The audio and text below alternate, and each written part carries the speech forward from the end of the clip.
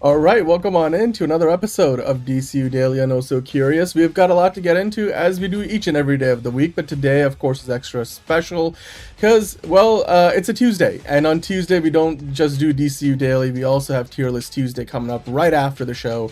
So thank you for tuning in. If you are watching live, if you're not watching live, then of course we still appreciate you. Hit that like button and let's talk about what we're gonna have on the show today. You saw it on the thumbnail.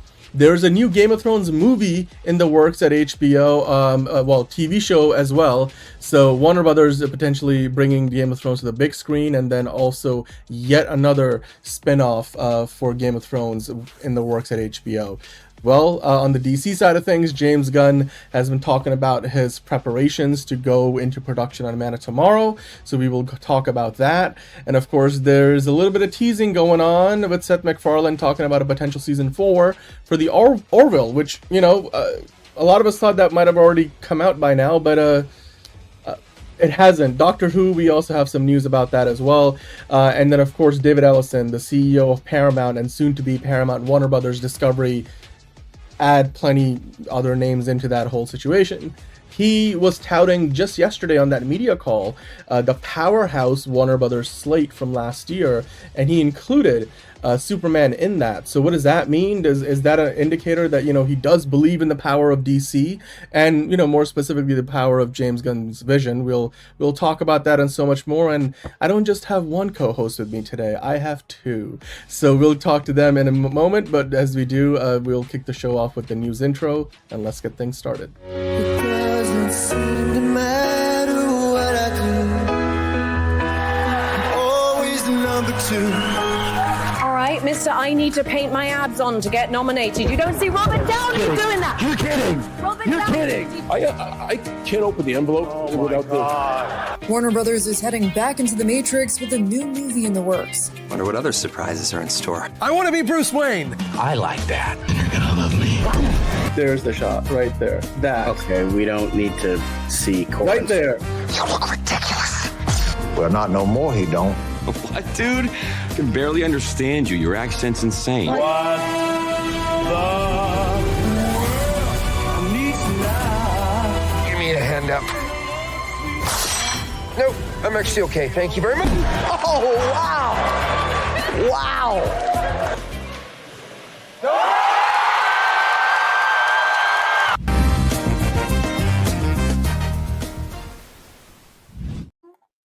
All right, okay. Let's get things started. Okay, I teased a little bit at the very top that I've got not just one co-host with me, but I've got two. Of course, it's gonna be a packed show, as I mentioned. We also have a full set of quick hits today to get into. So don't you worry, we will get into all of that and more. So let me start by introducing my co-host. Of course, first of all, I'm gonna bring her on because it's been a while since she's been on the show. She's got her cats with her today as well, potentially walking about. So Liz, how are you doing today? I'm well. Hey, everybody. Missed you guys. Hi. Awesome. All right. And then also with us, I think Emo Nerd Girl was asking, where's John? Well, Emo Nerd Girl, here is John. He's gracing us with his presence today. Johnny. Your God has returned. I am here. But yeah, I just had like a really bad like coughing fit yesterday, and I like fucking slept way too late. So I'm like, I don't think I should do the show today. But now I'm okay. I have 2 bottles of water with me, so I will stay hydrated. Hopefully, I'm not coughing and hacking up a lung throughout the entire show. But if I am, I can grab my cough drops. But apologies if that's the case. But I'm okay for the most part.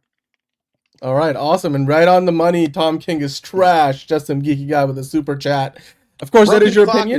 Is right twice a day, ladies and gents. But hey, Three Musketeers. There we go. All right, let's get in. Dan the Man, thank you for the compliments. Of course, we got Monique in the chat enjoying some dry rub boneless New York strip Yeah, girl. steaks. And jumbo artichokes and chicken rice pilaf. Like, seriously? I was going to bake some chicken and now I'm just I had like... a pretty good lunch today. God. Late lunch. I pounded back 2 burritos. So I'm good. I had a good lunch and a Dr. Pepper. So I need Monique's like cookbook. Like I need that. I need her routine. Like what is that? Chicken going. That's what I had. That's awesome. That's awesome. I had popcorn earlier. There we go. Enterprising trying to find some positives in the situation. Well, you know what, Enterprising, we will definitely try to find you some positives tonight. Emo Nerdgirl, of course, in the chat. Honka Honka Caleb. I think that's his real photo. I've been trying to figure that out since yesterday. So. Looks like Ewan McGregor a little bit. Is it? I can't tell. If I had a nickel for every pixel on Liz's camera, I'd have 2 nickel. Just a geeky guy. We'll figure it out. I'm not sure how to type that. You kind of you're Yeah. a little blurry there, Liz, but that's okay. Hunter Iggy has the right That's what attitude. Dan said. I don't know, gang. I don't know what to do with these things. I don't know how to help you. I'm sorry. Well, no, don't worry. We'll if hopefully we'll clear up as long as we can hear you. I don't think it matters too much. I thought it was Ewan McGregor. Boom. There we go. Okay. Maybe I don't need new glasses just yet, ladies and gents. Yeah, sleeping through lunch is rough on some days. Oh, you had a huge Ramzan iftar dinner. Okay, wow, Justin Geeky Guy. Yeah, you can't overeat there because, I mean, that doesn't work out well when you gotta wake up at 4 a.m. the next morning for having breakfast before sunrise. 2 idiots and the smart one, Hunter Iggy. Hello, how are you doing? I assume the 2 idiots are me and John, and the smart one is Liz in that conversation. That's so nice. yeah, I'm pretty sure that's what he meant. Yep. No, I hear you, Justin. I know exactly what you're talking about. Enterprising saying is great to see you, Liz. Of course, it is great to see you, John and Liz, both here today. Great to be seen. Great to be seen. And with that, let's kick off the news. We have a lot to dive into. We got movie talk, we got TV talk, but first of all, we have something slightly on a bit more of a downer note to kick things off with. Evil Dead's, of course, famous Bruce Campbell. I love him from his time on Burn Notice, and the when he used to be on that show on USA Network back in the day. That was my first, contact with Bruce Campbell's amazing talent. Of course, I know both of you probably remember him a lot more from his Evil Dead movies. Of course, the work he's done with Sam Raimi over the years. Somebody in the chat yesterday pointed this out, and I didn't really catch it at the time, so I apologize. But I saw this today and it's everywhere. It's terrible news, but Bruce Campbell put it out there publicly saying that he has been diagnosed with cancer. It's treatable, but it's not curable. But he's always known for putting on a good spin of things, or at least a positive spin on things, saying I'm a tough old son of a bitch. So I can't agree with that any more than that statement is pretty much fact. And Bruce Campbell, I hope that he is still going to be with us for a long, long time to come. You guys saw this news. Liz, I'll start with you. Your thoughts on Bruce Campbell's diagnosis and what how he's described it so far. I mean, it's a real shame, man. We've been hit pretty hard this year already. I even have some friends just on a personal level going through some cancer stuff and treatments right now too. So it's never fun to see someone go through that. It's a rough go of it, but hey, you got to stay positive and get yourself screened, people. Get yourself screened, especially if you know you got history. Yeah. And I mean, John, you are probably the biggest fan of Evil Dead in the room. Your thoughts on this? Because, I mean, it's terrible news to hear, but he's still with us. So I'd imagine that, that is a good thing. And we hope that he's here for still a while longer. Yeah. It's sad. And it's just it just kind of proves how God hates us, which he has every right to at this point, but it's just losing so many people, and then this just also to, for the love of God, protect Weird Al. If Right? I Oh, will man. fucking Wow. if anything happens to that man, I am killing myself just to go to heaven to beat the shit out of God himself. If he does anything to Weird Al, I'm just I'm just done at this fucking point. So it's just I'm ready to fight God, because this is just fucking bullshit. Every asshole on planet Earth, totally healthy, totally fine, yet all the good people getting snatched up or getting cancer, and it's just fucking bullshit at this point. It's just, I don't know. It's just ridiculous at this point. 2026 just. It's 2016 Electric Boogaloo all over again. It's just every death, and it just keeps going, and it's just all right, when is this gonna fucking stop now? And it's just it just makes me more angry. Am I sad? Yes, but it's just like it makes me more angry than anything. It's just like, when is this shit gonna stop? When is Mother Nature just gonna stop fucking bending us over and fucking us in the ass with no lube? It's just ridiculous at this point. It's almost morbidly hilarious with how much bullshit we've gone, and it's not when we're not even 3 months in. It's dog shit. It's what it is. It's fucking dog shit. Makes no sense. Anyway, rant over. Yeah, no, I mean, he's 67 years old. I mean, he's had a very, very amazing career, continues to have a great career. He wrote on X announcing this, saying, "Hi, folks.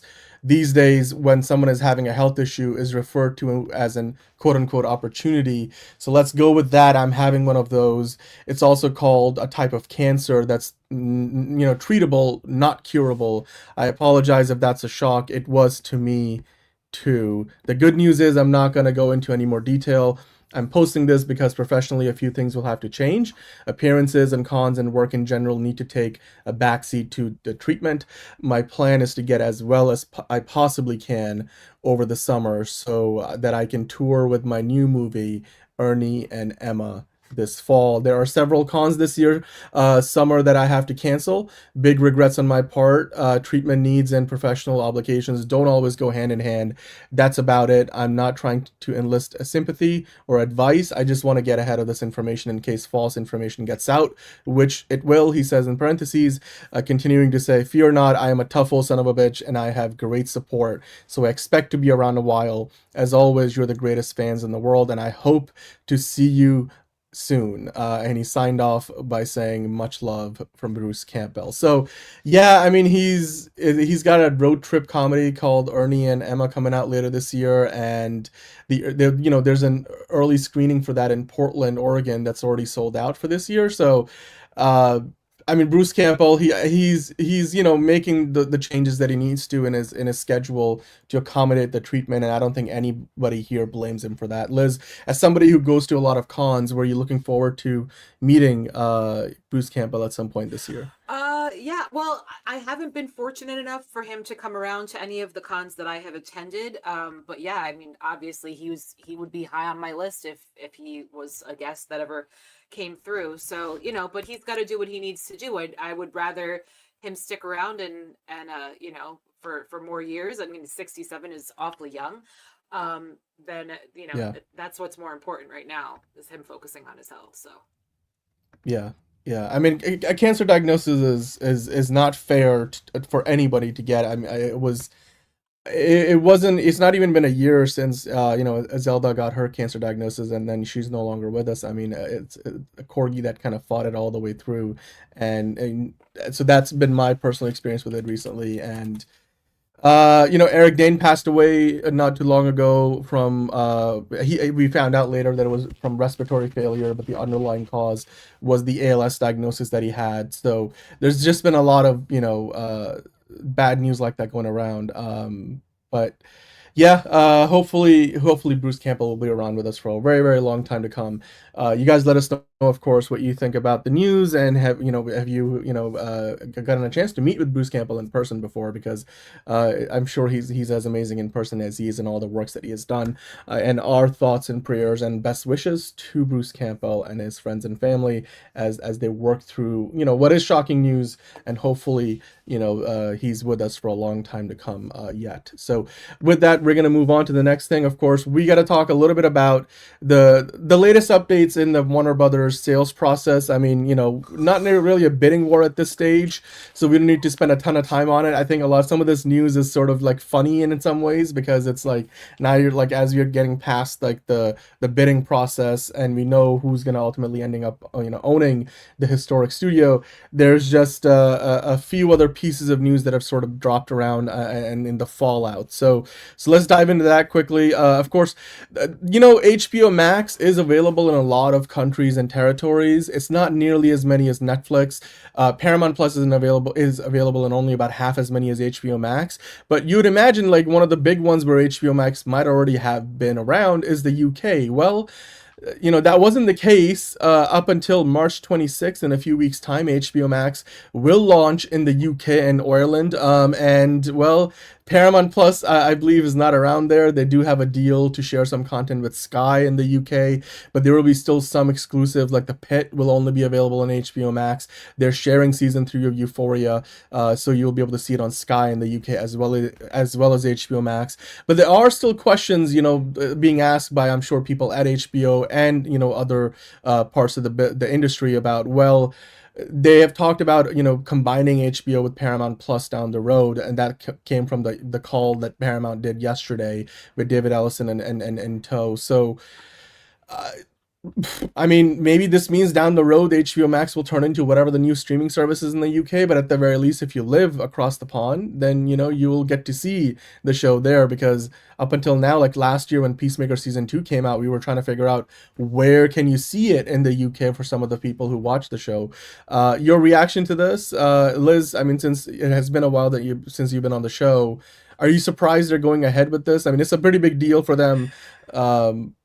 And where do you think this ends up down the road? Yeah. I don't know. I mean, I really don't know enough about, I mean, I know even though HBO Max itself has not been available, there are other services that kind of partnered up with them and that they could still share their content. So people were still able to see some of their shows and things. So, I mean, it's just kind of par for the course, and I'm surprised it's taken them this long to get over there, but I understand there's a lot of regulations and red tape, and they do things very differently as far as that stuff is concerned. So good for them. Yeah. No, absolutely. I mean, they've made a big deal out of this so far, so I'd imagine that, I mean, there's no reason for them to cancel this launch, especially because this is that territory where, they didn't, between Paramount Plus and HBO Max, they didn't really have any presence there in the UK. They've been working with partners that are local to the region. So whatever the combined company might be down the road, it will still be valuable to like have a UK operation like they've been working towards for years now. So with that though, John, if you want to skip ahead to the next article, I thought this was kind of funny. I mentioned this on yesterday's show. Once upon a time back in the 90s, Warner Communications, prior to merging with, Time Inc. and becoming Time Warner, used to own in part Showtime.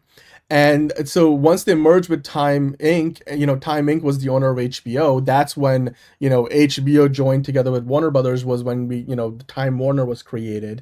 And before that happened, Warner Communications sold their share in Showtime to, at the time, Viacom, which eventually, through mergers and splits and remerging, ultimately became what today is known as Paramount. Paramount Skydance. So now, after years of HBO and Showtime competing against each other, Showtime, is basically a fraction of what it used to be. It's mostly merged into Paramount Plus today, but HBO obviously still is a market leader in terms of like the bar for television quality. But back in the 90s and early 2000s, they were head-to-head competitors, probably the most competitive two premium networks. Hello, D-Cole.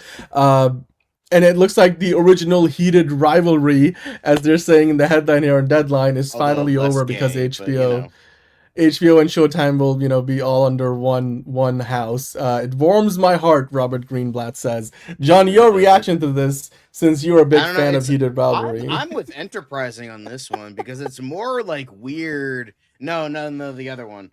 It's more weird that fucking Cartoon Network and Nickelodeon are going to be under the same roof. That's fucking weird. That's wild. That's the thing I want to talk about because that's it's wild. Like the two biggest cartoon like rivalries ever is it going to remain Nickelodeon Cartoon Network? Are they going to fuse into one? Are they not? It's just really weird, and I don't know what to think about it. And honestly, it's just crazy to think, because it's like when you were a kid, you were either a Nickelodeon kid or you were a Cartoon Network kid, and then you have the weird guys in the corner that were Disney kids, but like they're not people, so it's fine.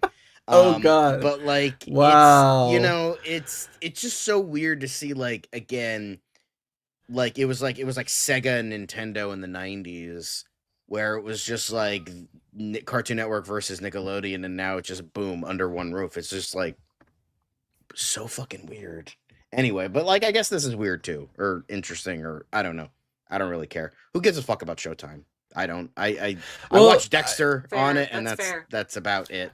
Nobody I mean, gives a fuck about Showtime after that. like Showtime for the most part doesn't really exist as its own entity. Like a lot of it has been rolled up into Paramount Plus. They did that whole Paramount Plus with Showtime extra add-on tier.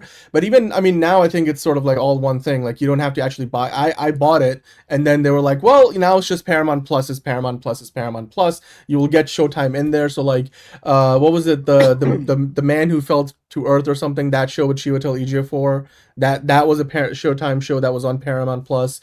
I'm pretty sure I mistitled remembering the name of the show.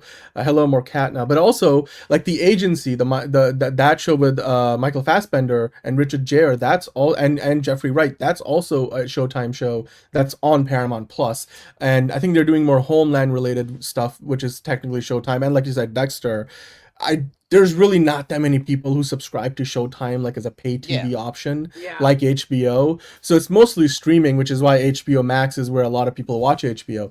So yeah, I mean, we do live in interesting times indeed. Although, like I said, not unprecedented, because the farther back you go in history of Hollywood, you will see stuff like this has happened before. I just mentioned the example of the 90s, when HBO used to be not part of the Warner Brothers company. So yeah, we'll see where this heads next. I would love to see, what possibilities there are. Like, now you have stuff like the same house will have the Powerpuff Girls and SpongeBob or something like that, and how all that might work together. So like, can you imagine a SpongeBob crossover with Scooby-Doo? Like, that's possible now. So for the good or the bad, I suppose. But I think that's bad. I mean, yeah. All right, we already got a Supernatural Scooby-Doo crossover. I think let's just stop it there. It was a good episode, though. To be fair, it was a good episode. Yeah.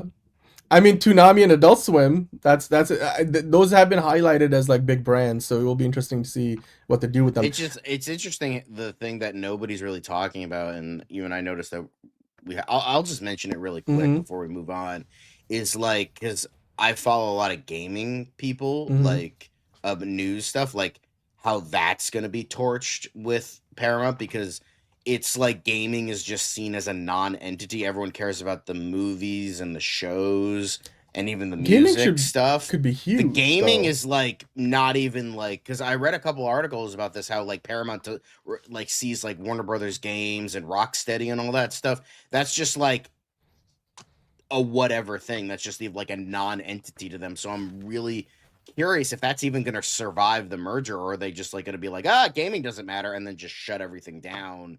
And it's just going to be like, it's just going to like the days of gaming are just going to get darker and darker with the RAM apocalypse, with the CPU apocalypse.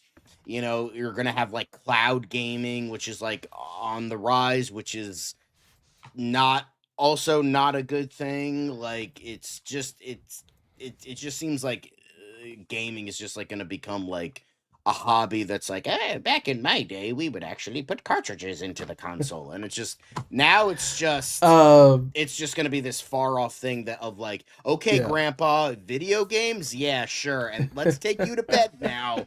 And it's just going to be like a non-thing anymore, because it's just like, nobody seems to like really care about it. I don't know. A lot of analog Android stuff is coming back. Like now, the tweens and teens are getting digital cameras. Not digital. They're getting getting digital cameras. They're getting disposable cameras. Physical media.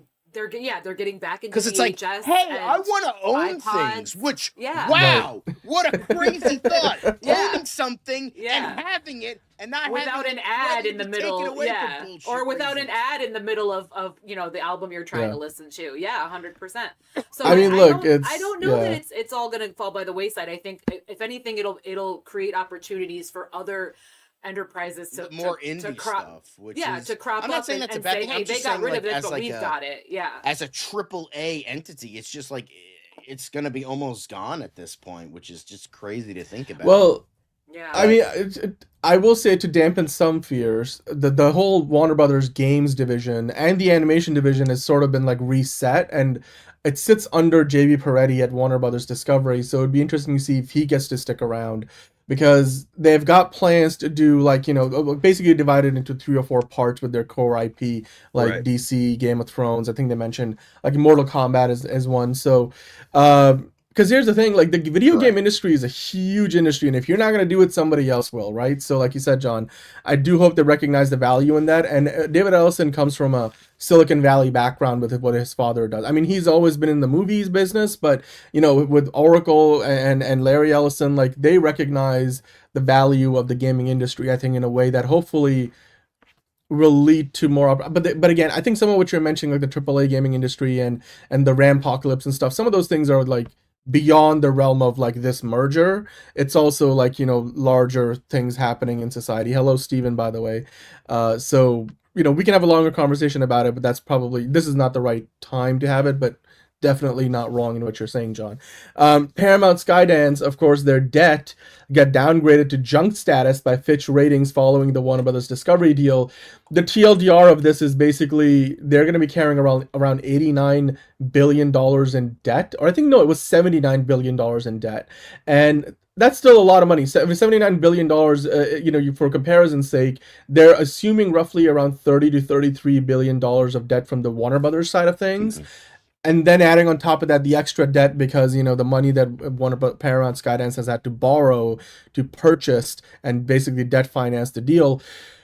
That's a lot of debt, and they're looking at it as like bad debt. Why? Because Wall Street thinks that, you know, Paramount will have a hard time generating enough revenue to service the debt for the next few years. But Paramount Skydance, for their part, have said that they're aiming to get to a positive credit rating by 2030. So their goal is over the course of the next 3 to 4 years to try to reverse this trend. But I mean, it's not surprising that this is where things are starting. So I mean, multiple investment banks. You got BofA,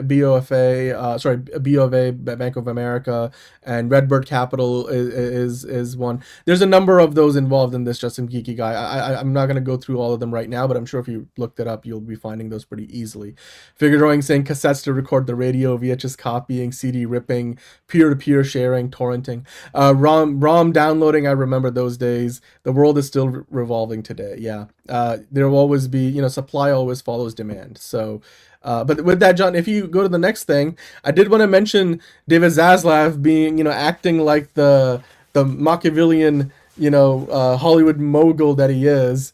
He just sold $114 million worth of his shares in or stock in Warner Brothers Discovery. You might be wondering why now, because the company is about to get sold for literally, you know, more than twice what the shares were set, you know, priced at a year ago.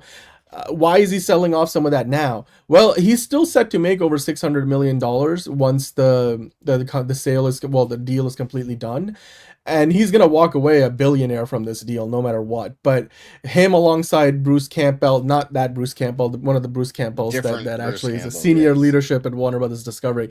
And then JB Peretti I mentioned earlier. And then poor Gunnar Weidenfels, who would have had, you know, the CEO gig of the Discovery Networks company, Discovery Global. But now, you know, that's no longer the case. And I doubt that Paramount Skydance is going to fire their CFO and hire Gunnar Weidenfels for the job. So he's likely to end up with no job in the post-merger era. But they all had this very narrow window to sell, you know, to sell some of their shares, which, you know, there's a block on that, a blackout period if you were in senior leadership, because they were involved very closely with the deal making process. So, you know, to avoid insider trading, they weren't allowed to do this for a while. So I guess they probably were holding on to like try to sell some of this stuff, because for a lot of these executives, most of their income actually comes from selling shares. You know, it's the unrealized capital gains that don't get taxed until you sell the shares and it turns into real money,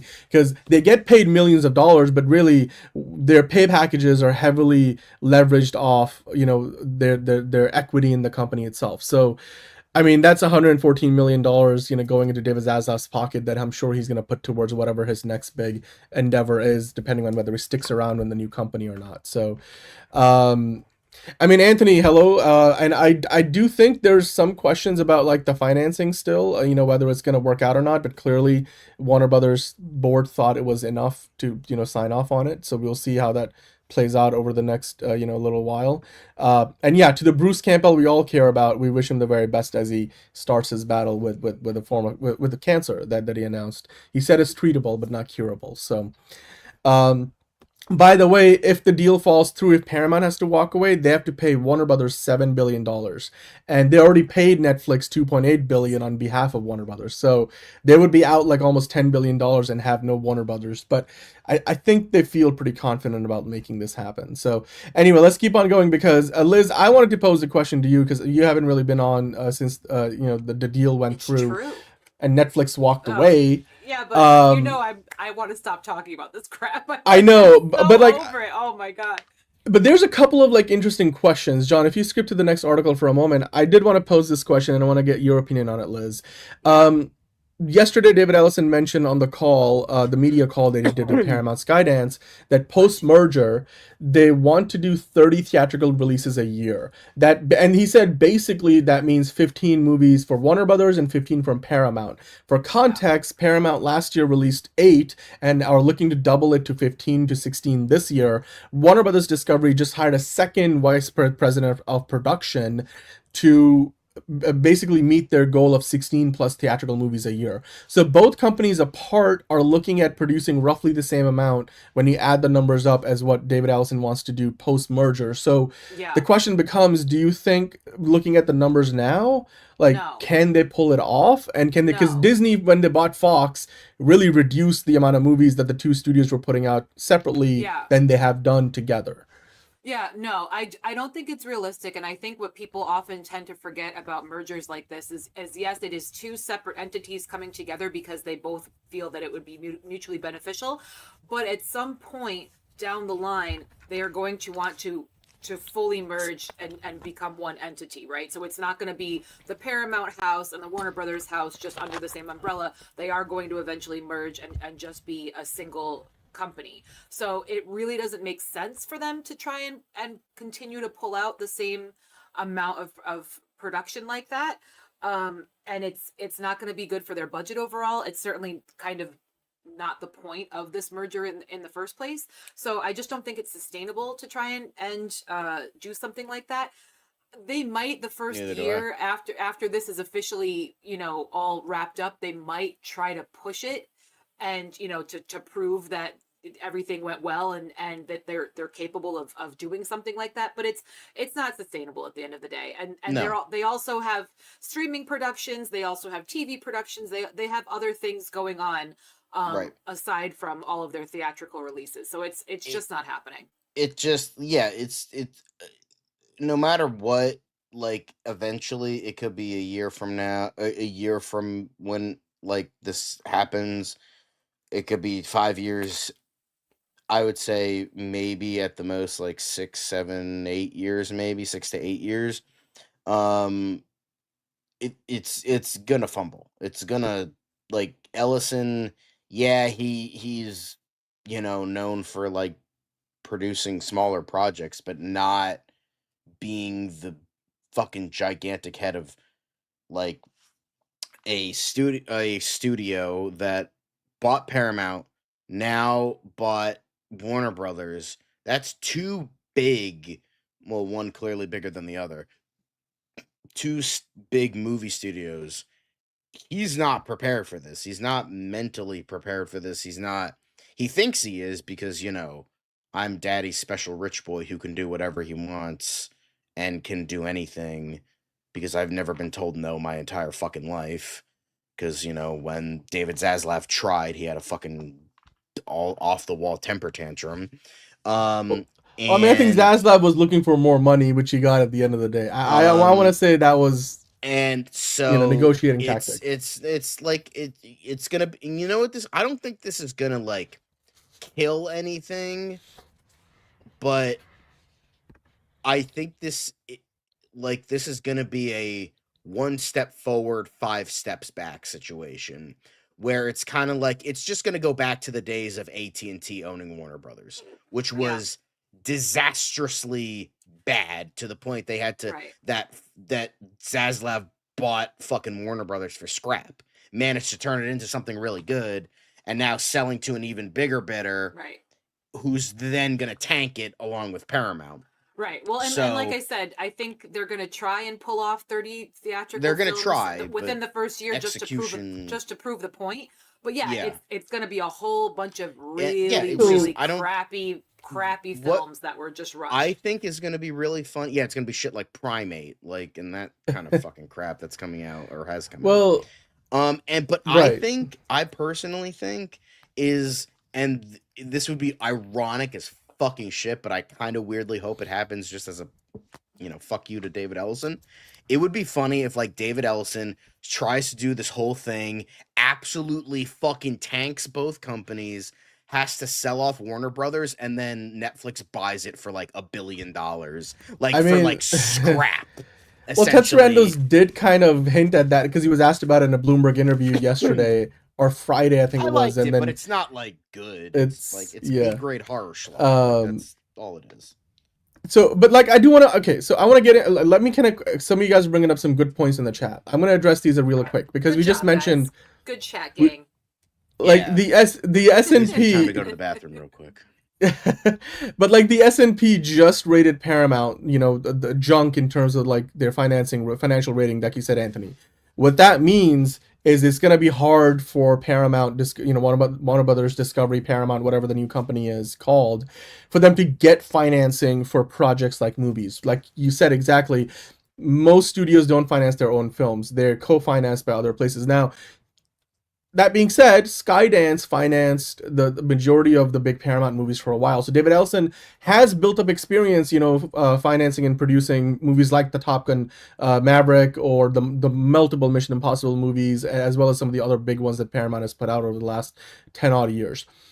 So, between that and the Ellison family's money that they've got, what Larry Ellison clearly is, willing to write more checks for his son to like do what he needs to do with the company. I feel like for a while they can take the burden of, not having that good credit rating to be able to get financing from, outside sources. And then they've got the deal with Legendary Pictures, which now Legendary Pictures deal, with Warner Brothers also comes under the same house, which Legendary finances majority of their own movies, but then Paramount will co-finance and distribute a lot of them, starting with Street Fighter, and now the MonsterVerse movies will all be under the same house as well. So as well as anything future Dune related, including Dune 3 that comes out later this year. So they've got some relationships there. So I think that's potentially gonna stave off like any day one crises. And they've got a goal to like by 2030 get to a positive credit rating. At that point, hopefully they'll have an easier time getting that outside funding or like from other partners and producing partners. Like they already work with Miramax and a couple other production studios that bring in financing for movies. The key will be, when things go wrong, does David Ellison have the experience to be able to guide the company through those rough times? Because they will get pinched on the financial side of things, Liz. And then the question will become, David Zaslav, for example, went from being an executive at NBC Universal years ago to then leading Discovery Global to the point where they were able to buy a company that you would never think Discovery would be buying, Warner Brothers, from AT&T. And then to John's point, I was gonna say quickly, AT&T buying Warner Brothers would have been closer to Apple buying Warner Brothers, because AT&T's primary business is not making movies and TV shows. Right. So in that front, I do feel like the approach here from David Ellison, who's been producing and funding movies for years, and then it's not just him. It's not just a singular like one person. Everybody he's brought in, a lot of the executive team that he's got, people, multiple levels. They're from Netflix. They've worked at Warner Brothers before, like Universal Pictures. So they're people who have tremendous experience. In fact, the person who built out Netflix's TV department years ago, who hired a bunch of the people that work at Warner Brothers now, basically like the proteges to that person. She works at Paramount Skydance, and now her former proteges who are at Warner Brothers will now be coming under the same house. So there's a lot of crossover there. So I do think that they can work with that. Yeah. The biggest issue that they're going to have moving forward, financing aside and all of that, with any merger, it's going to be the identity crisis, right? So we're doing this merger because they've got some IP that's appealing that we want a piece of.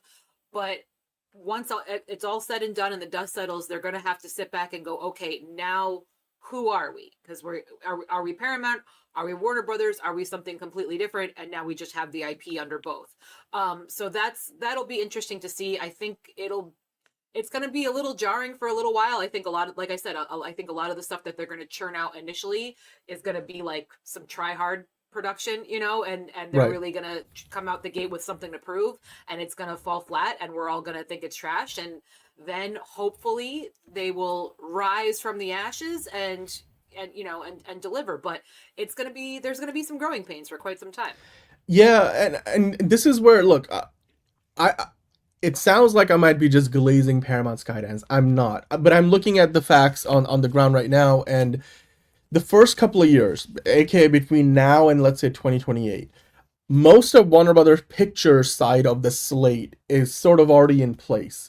A lot of the movies that are in development, and then including DC stuff that we talk about, you know, they've got a bunch of Warner Brothers animation projects on the way. They've got plans for other big blockbusters like, you know, the next Godzilla times Kong movie. And then Street Fighter, of course, is not a Warner Brothers thing, but that's over at Paramount. So Warner Brothers, I think, for the most part, with the Mortal Kombat movie and other things, they're in a good spot. And I think that side of the business will be healthy for a little while during this transition period, because Warner Brothers is coming in with a hot streak, and they've got all the credit in the world in terms of the creative side of Hollywood. The town loves Warner Brothers right now, which is a huge turnaround from where they were, you know, when they were like doing day and date releases during the pandemic, and Christopher Nolan was walking out the door. Denis Villeneuve was not happy. So Pam Abdi and Mike DeLuca have done a great job with David Zaslav, empowering them to like give Ryan Coogler the deal that he got for Sinners, and, you know, with PTA making one battle after another. So that being said, I think where my worry is like what MTG is saying, like, you know, over the past year that they've owned Paramount, Skydance hasn't really done a lot of original stuff. I understand what you mean, but a lot of the deals they've signed with creatives like the Duffer Brothers, James Mangold, I mean, the UFC deal is one thing, but then they've brought a lot of other filmmakers. They have actually, they outbid and won a few really competitive bidding wars for some of the hottest indie scripts on the market and some spec scripts that they've got in-house. It doesn't guarantee that those will end up in great movies, but they have made moves that will hopefully pay off down the road. There's no guarantee, and I think the track record of Paramount as a movie studio over the last couple of years is not nearly as shining as Warner Brothers. So my concern would be if they're aiming for 30 movies a year, like you said, Liz, the Warner Brothers side of things will be probably solid for at least a few years, especially if they keep a lot of the talent around like James Gunn, Peter Safran at DC Studios. The Paramount side of things may be where we, like you said, we might get a few other movies that feel like it's more quantity over quality, and that's really where I hope that some of the moves they've made with bringing in, you know, creatives like James Mangold and you know, the Duffer Brothers, and there's a bunch of others I'm not even talking about right now. That's something where I hope those creators start to really make stuff that Paramount needs more than ever, because already this year they're aiming to double their output from last year. I still have no idea where David Ellison came up with the idea that they're actually going to put out 15-16 movies in theaters this year, because the last I checked, their movie slate this year sucks ass. So it's going to be interesting to see how they're able to, you know, continue to build on that 15 Paramount movies for 2027. There's a Monopoly show, I think, on Netflix, by the way, that's in development, Emo Nerd Girl. But it is the 9th anniversary of Logan. Thanks for the reminder. John, I'm sure, loves being reminded about Logan every time we talk about the MCU. But anyway, nothing screams more quality than the Duffer Brothers. I mean, they've got like 2 other things on Netflix coming out soon too, so there's that. Anyway, but before we finish this up, I just wanted to quickly point out, at least there's one person, you know, who's a big player in the theatrical business, the CEO of Cinemark, who's looking at the Paramount winning the bidding war as a good thing. Sean Gamble saying that, you know, what to his investors on a recent conference call, that he's been a long, you know, time supporter of theatrical exhibition. You work for Cinemark, but, you know, he's happy that Paramount won the battle. And what he was talking about, like, if you scroll down a little bit, and some of what he said was kind of interesting. He believes in he said that, look, both Paramount and Warner Brothers have been long-standing supporters of theatrical exhibition and great partners for Cinemark. Based on their actions over the many years, that's a real positive. There clearly has been a lean on those organizations to ramp up more into that space. And if you scroll down a little bit more, John. I think he also mentioned, AI, saying that he sees it as a tool that will hopefully, end up creating more opportunities for cheaper VFX shots and stuff, or certainly like, other technology, like James Cameron has mentioned in recent times that, VFX work, some of what they're doing on the Avatar movies or have done. AI kind of helps to enhance some of those things. It hasn't replaced the creative artists that are working on the movies. So I like that Sean Gamble is looking at it in that light. Do you agree with what he's saying, that he's glad that Paramount came out on top because they've got a track record of, like, for example, with Top Gun Maverick, keeping it in theaters for like almost 6 months, whereas Netflix, it was still hard to believe when Ted Sarandos said for the 100th time that he was going to commit to a 45-day theatrical window, given his track record, where, they've never really done anything close to that. So, like, do you think he's got a point there with Sean Gamble, what he said, Cinemark CEO? Yeah, I definitely agreed with that. And it does make sense. I certainly wasn't happy that Netflix was potentially one of the people that were gonna be a part of this, because I am still a frequent visitor to theaters, and I still do enjoy seeing movies on the big screen, and life is hard enough, and getting to a theater is even more difficult, as the show times are few and far between, because not as many people are showing up to the theater anymore, so they're changing their hours around, and just trying to get to a movie. I had a coworker yesterday ask me, like, oh, what are you seeing this week? I said, I'm not seeing anything this week because it's not going to fit in my schedule. I have to wait until next week and hope that the couple of films that I still haven't caught are still there when I can get there. So I am glad about that. I am glad that there is that possibility that we'll have more opportunity to see things on the big screen. But again, until this is completely done and dusted, we don't really know what's going to happen. Yeah. I mean, he also mentioned that, he hopes we don't get another set of strikes this year, because the writers union, the actors union, the directors and the producers, they're all negotiating the latest deal with the studios, because it's been 3 years. And stop fucking people over. You won't have that problem. Yeah, I mean, it's ongoing right now, and we'll see the writers were first up, and then the actors, I think. Actually, no, the actors are first up, and then the writers will be next up after that. So, and then the directors also are, in the queue. So, but yes, Sean Gamble said that he's hopeful that after the 100+ day strikes last time around, that, the industry does not need that right now, and all the disruption it caused. But the other thing I wanted to ask, I mean, John, why don't you kind of comment on this? The idea that he pointed out, Sean Gamble, that Disney, has gone back to doing like 60+ day cinema release windows for most of their bigger movies, especially ones that do well. Like Zootopia 2 just spent 105 days in theaters before it's going to end up on Disney Plus on March 11th. And he was saying, like, they've proven that's a model that works. It's a good model for the industry. I mean, Disney's doing the work. Do you feel like, Paramount, Warner Brothers will follow that example? And I mean, David Ellison seemed to I could see it. say that he would. I mean, you can't really use the kids movie for that as an example, though, because kids movies are so few and far between that they know they need to keep them in theaters because families are always looking for something to do. So I don't know that that's necessarily a good comparison. But we'll see. Yeah. By the way, hello, Brogu. How are you doing?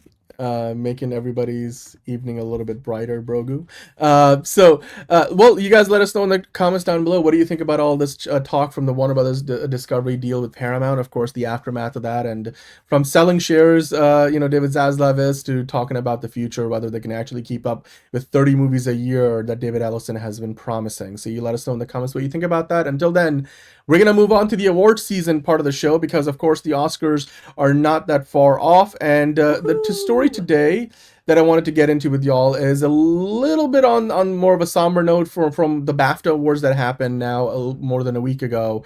But the controversy is still, has sort of... You're just talking about this now, yeah. Well, no, I mean, we talked about it actually several times, especially the week that it happened, or, the week after it happened. But it's still ongoing in the sense that, for example, at the NAACP Image Awards, Delroy Lindo thanked the audience for their support, because he still felt like the BAFTAs, mistreated him and Michael B. Jordan because nobody went and talked to them backstage and apologized for what had happened, which, what happened at the BAFTAs was unfortunate for all sides, right?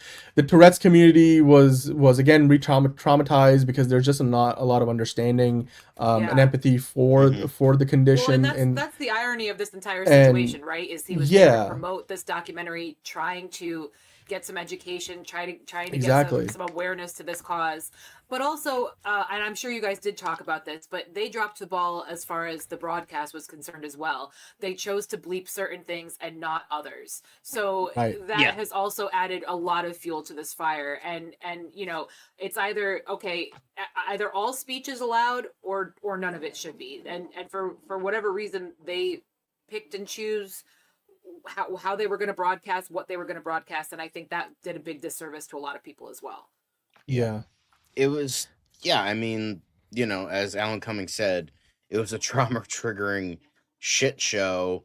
There was a lot of just misinformation and uneducation that has kind of come out from this, and it's just kind of a shame.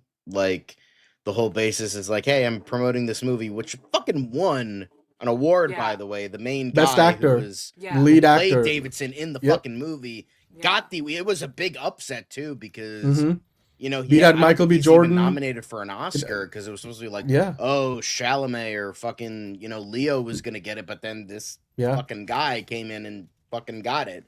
So it's just it's just and you just have so many people that people have every right to be shocked in the moment of what was said, but now you have the people really doubling down on it, and now you're going out of your way to bully a disabled guy, and it's that doesn't sit right with me.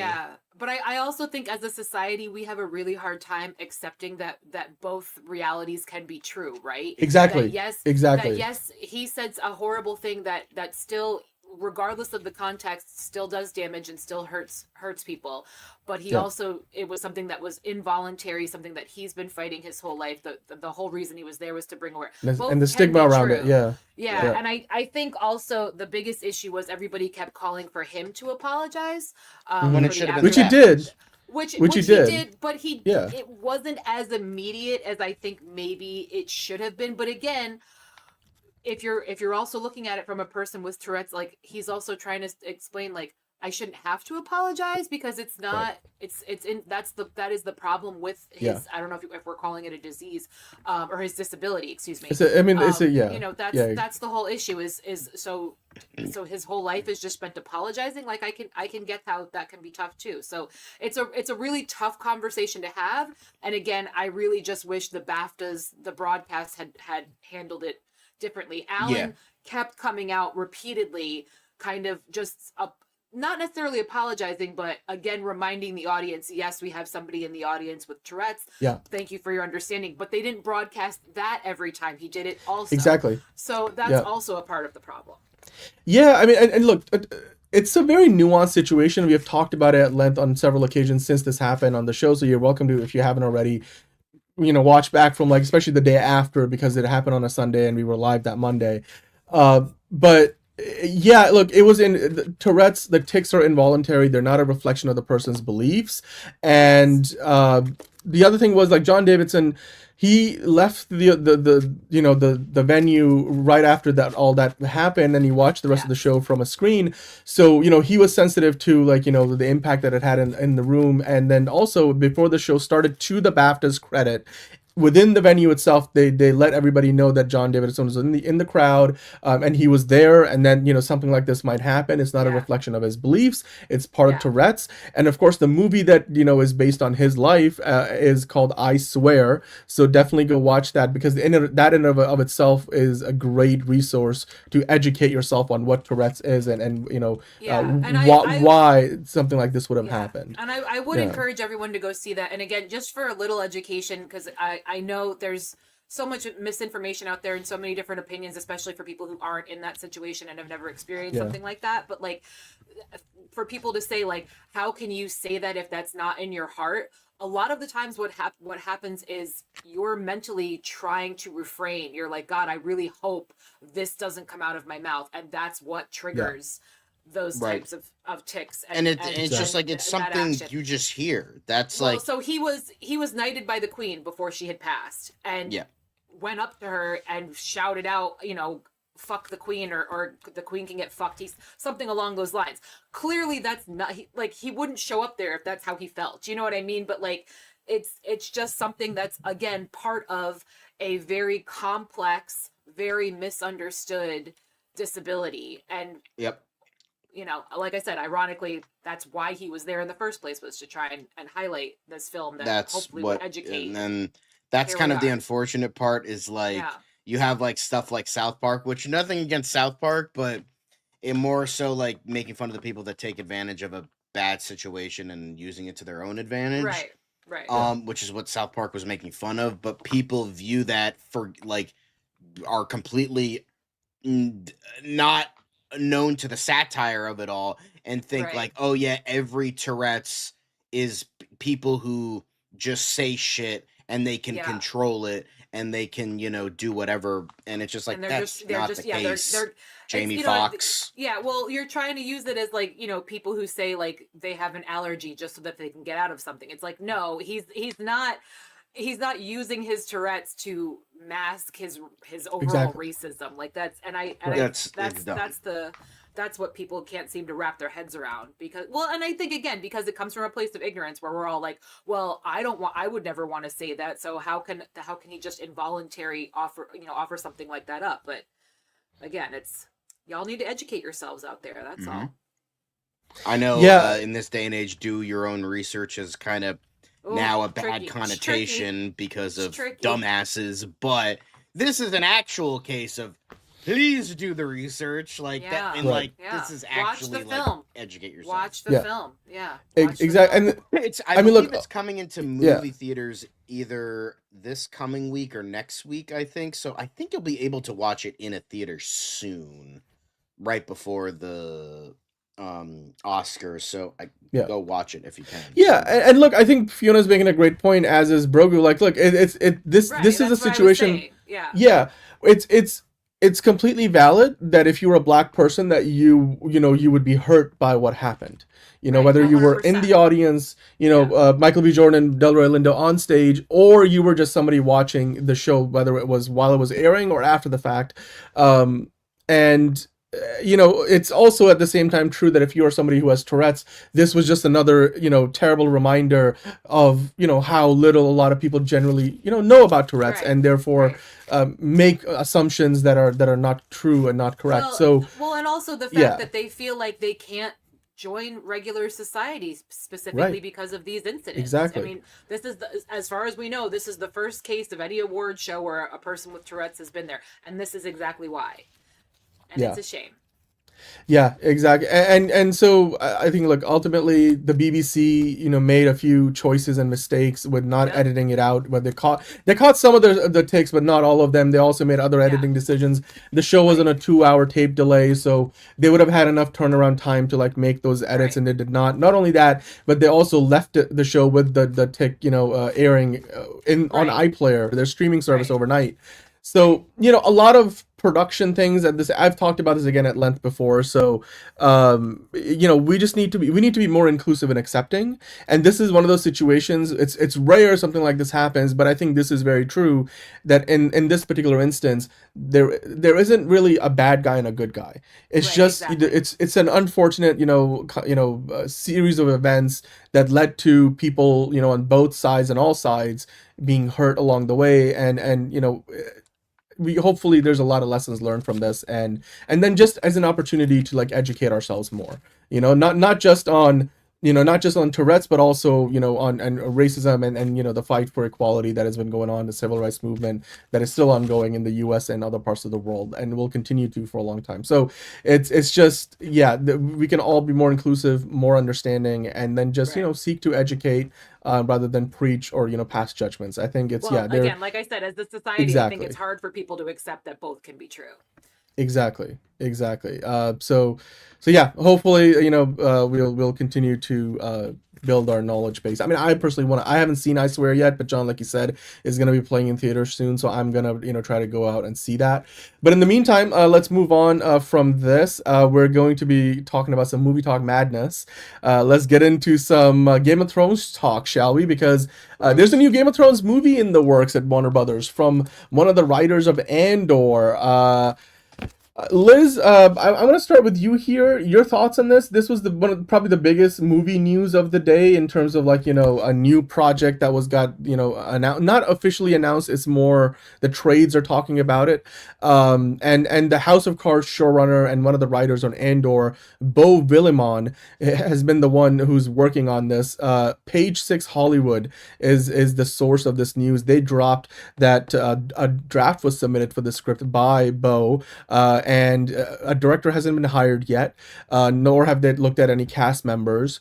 It's unclear, whether this project will survive the merger with Paramount.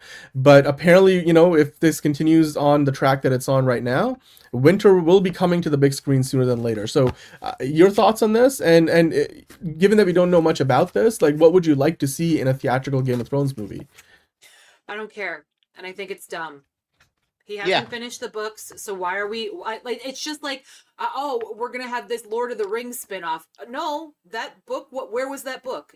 You can have stuff loosely based. You can have your little fandom, whatever fantasy. It's the whole Wuthering Heights argument, quite frankly. If that's not what it is, if the book hasn't been created that you're basing the film off of, what are you basing the film off of? It's another movie that you're just slapping the Game of Thrones title on for cashish. It's a money grab. I'm so sick of all this these side project bullshits, the side quest, whatever the fuck. No, George R.R. Martin is still alive and well. For some reason, he doesn't feel like writing anymore. Get over it. Let's get some original shit for once in our fucking lives. Could we please? I have no interest. I could give a fuck.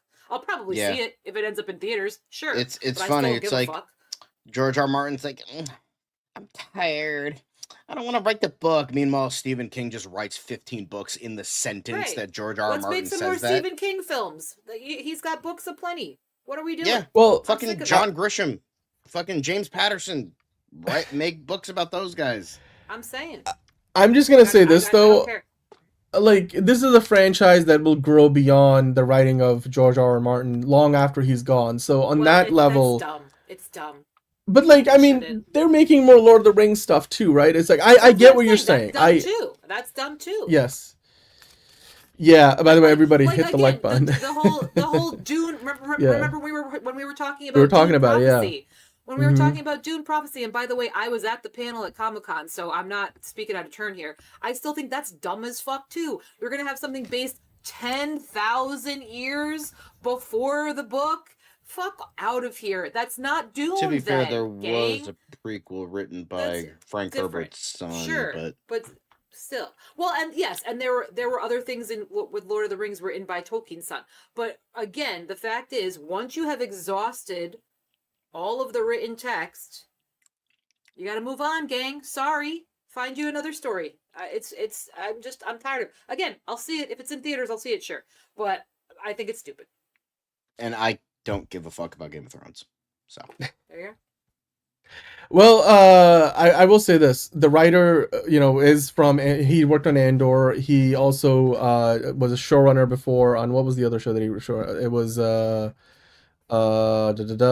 House of Cards. So the Kevin Spacey aside, but House of Cards was one of the best shows on streaming when it was running. And so I'm excited because again, Brogu was saying, Movie Spud is saying, if you were on the Andor writing team, that was one of the most well-written shows of the past 5 years, whether you look at it as a Star Wars shows or otherwise. So I'm interested in seeing where they go with this. Now, John, there is some nuance to this, but apparently this isn't the only thing Game of Thrones related that's in the works. Of course, we already have a couple of shows out there, House of the Dragon, Night of the Seven Kingdoms. So those are already ongoing. Night of the Seven Kingdoms is great, which is absolutely good, it is. good for them. But, you know, in addition to this movie, apparently 2 rival versions of Aegon's Quest are in the works, meaning that this Game of Thrones movie apparently is meant to be an Aegon's Quest movie. And so they're working on a Dune-sized feature film, which is what we just talked about, with that Andor writer, Beau Willimon at Warner Brothers. But at the same time, HBO is working on a TV series about the same story.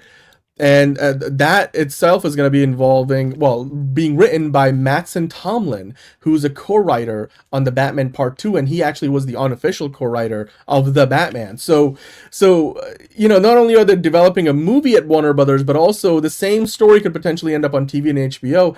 My question would be, which of those sounds more promising to you? Because, I mean, this part of the story got broken in The Hollywood Reporter, John, if you have that article there, where they pointed out that it's not just the Page 6 Hollywood story about the Andor writer working on a movie, but it's also, you know, Mattson Tomlin, co-writer of the Batman Part 2, working on an HBO TV show focused on the same essential Game of Thrones story. Like, I mean, do you think any one of those could come to life? Because, for example, if we talk about the merger, David Ellison says HBO is going to stay HBO and be relatively independent. So I'm like, if Warner Brothers is sort of like changing in terms of what they work on down the road, I mean, if they got something going on HBO, if Casey Bloys is still sticking around, you know, leading the charge, then maybe the TV show happens before the movie does, right? What do you think? I don't care. I mean, I would be fine. I mean, they've done very well with TV shows so far. I mean, this will be the first film of its kind, so I guess we'll just have to wait and see. I would imagine the show will be more successful than the film, but you know, who knows? It could end up being like a Harry Potter franchise type situation, but I'm over it. That's all I know. I've never cared about Game of Thrones. Cool. So let's move on then. Yeah. So fuck Game of Thrones. And fuck their fans for bringing Ozymandias down to 9.5. Frankly, they can suck dicks. If I didn't hate Game of Thrones fans already, I hate them even more. I am aware Breaking Bad fans started it, but take the high road, all right? Shouldn't have done shit. Now, frankly, Game of Thrones fans can go fuck themselves. Anyway, next up is something I actually care about, because it's the only good Star Trek show we have gotten this century. And it's about the Orville. So, you know, Seth MacFarlane teases new life for the Orville, and he says season 4 is written. Can't wait. And to that I say, Mr. MacFarlane, I will believe it when I fucking see it. I'm Just ready, babe. like your I'm other ready. namesake, Todd, with his Spawn reboot, who's claiming for the past 15 years that that's coming out. I'll believe it when I see it. McFarlane's, they always seem to be like promising shit, and then it never comes out. I don't understand how we've gotten season 4 a 5 Ted, years ago. So how do we have a Ted TV show and not season 4 of the Orville? Because Ted sense. doesn't It's cost wrong. as much. The math ain't mathin'. It's wrong. It's terrible. It's just terrible. It does math. Ted does not cost it. Like the one CGI effect they have is a fucking teddy bear. Yeah, instead but of this whole so show, which good. costs probably like fucking $1 million an episode or whatever. The Orville is so good. I can't wait. I'm ready God, for the it. Orville is such a I'm fucking great ready. show. It sure is. God, it's fucking, and I love how like when the Orville was like getting popular, and then Strange New Worlds came out, and Strange New Worlds ripped off the style of the Orville. It's like you're ripping 100%. off the parody that is parodying the thing you should be taking inspiration from. Yep. The fuck are we doing here? Yep. And Anson Mountain is fucking stupid ass haircut. Hey, I'm don't sorry, you talk like, about my dude. I love Anson Mount. That Who fucking doesn't? He's a haircut's like wonderful man. Adam Conover fucking pretentious hippie bullshit. I don't want to see what is this conehead shit you're doing, my boy. It's not working. It's not, cut that shit, like get a hedge clipper. Anson, I disagree. I think you're very handsome. You can do whatever you want. Anson. It's like bro doesn't need it. Bro doesn't need it. He doesn't need a mouth either, but look what happened there. But I am like, if it does happen, I am excited, but it's like, are you still gonna call it the Orville? It's been like half a 4 decade years since 4 like years. season 3. Like, are you gonna call it the Orville? Or are you gonna call it something else? Like, I don't know. It just seems kind of weird. It's like, oh, it's still happening. I'm like, okay, buddy, sure. And again, I'm Todd excited. McFarlane says that the Spawn reboot's happening. I Been don't saying care. that for I'm the past excited. 20 years. Okay. I'm looking okay. forward to it. I'm still looking forward to it. The hope is still there, but again, I will believe it when I see it. But same with this. Doctor Who rumor reveals that Billie Piper won't play the 16th Doctor in the upcoming Christmas special. So, despite the deal with Disney Plus ending, because Disney Plus was like, wait a minute, this super niche science fiction show that almost no one knows exists doesn't make us money? Cut it! It's like, oh wow, I could have fucking told you that, bruh. So, now we're kind of in a struggle period for the BBC show. BBC obviously wants to keep it going. It's like a fucking, for them, it's an institution, pop culture zeitgeist, that kind of thing.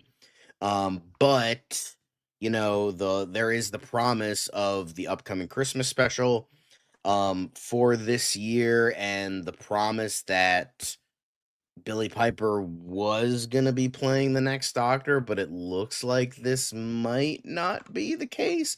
However, this source is coming from a British tabloid, so it's most likely dog shit, because The Sun is essentially the National Enquirer of Britain. So they're saying producers are trying to find a new TARDIS dweller fast as they're committed to a Christmas special, but have yet to start filming. And from the moment it was confirmed Judy was leaving, bosses have subtly been putting feelers out among the industry for an actor who could play the Doctor. Despite once being one of the most coveted roles in TV, it's now seen as a bit of a poison chalice. Anyone taking on the job will want to know if they're coming in for a one-off festive special or beyond, as they'll want to plan their workload over. So, it's in terms of this rumor, it's like 99% dog shit. Like, if it's coming from The Sun, it's like the New York Post or like National Enquirer, where it's just like they just shill off dog shit and just hope that somebody can eat it up.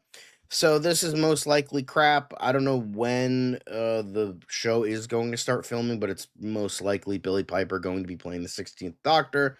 So yeah, so don't get too excited about that if you really didn't want to see Billie Piper in the role. I don't want to see her in the role, but maybe she'll, get yeeted out after one special. One can only hope. But yeah.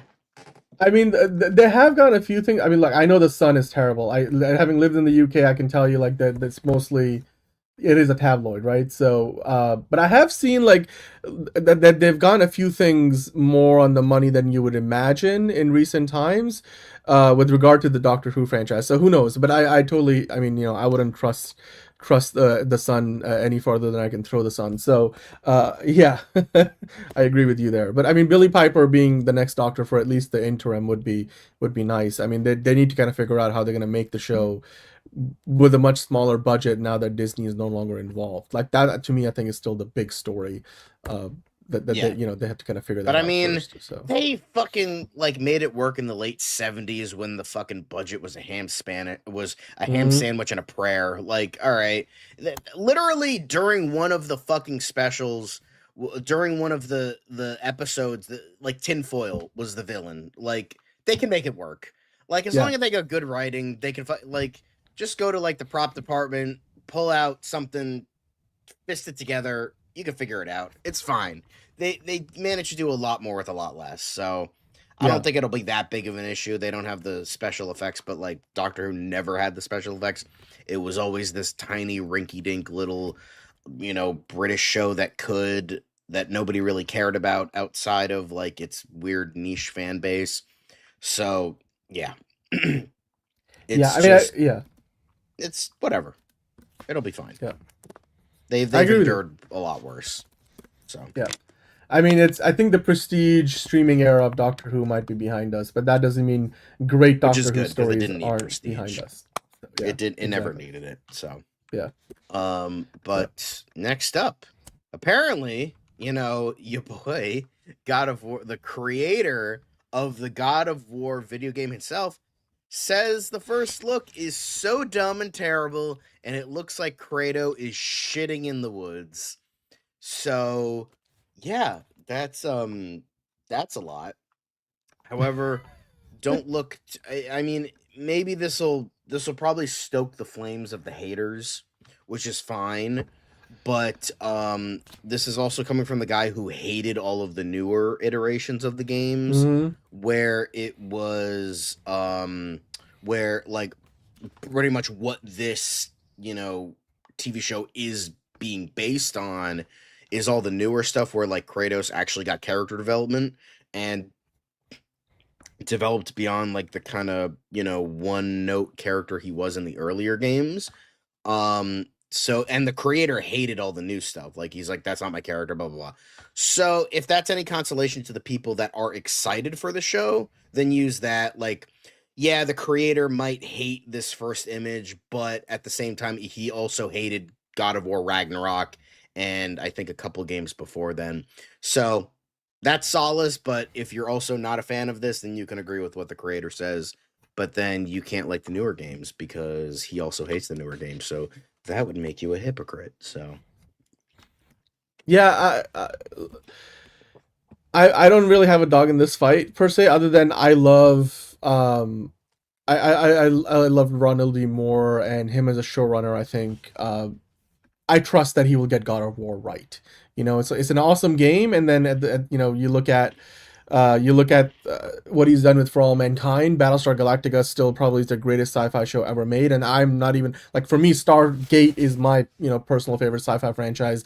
Then you got Star Trek, then Battlestar Galactica, but I can admit that Battlestar Galactica is probably the greatest sci-fi TV show ever made, and now For All Mankind has really climbed up that list, and both of those are Ronald D. Moore shows, who also actually worked in Star Trek back in the 90s. So God of War, I just hope that this won't be his bad day at the office, but I understand your skepticism, John. So we'll see. Like you said, I mean, there's a caveat to like the creator of God of War saying what he did, and maybe like we shouldn't necessarily take him, at face value. Like so, a Ronald, like Alan Moore.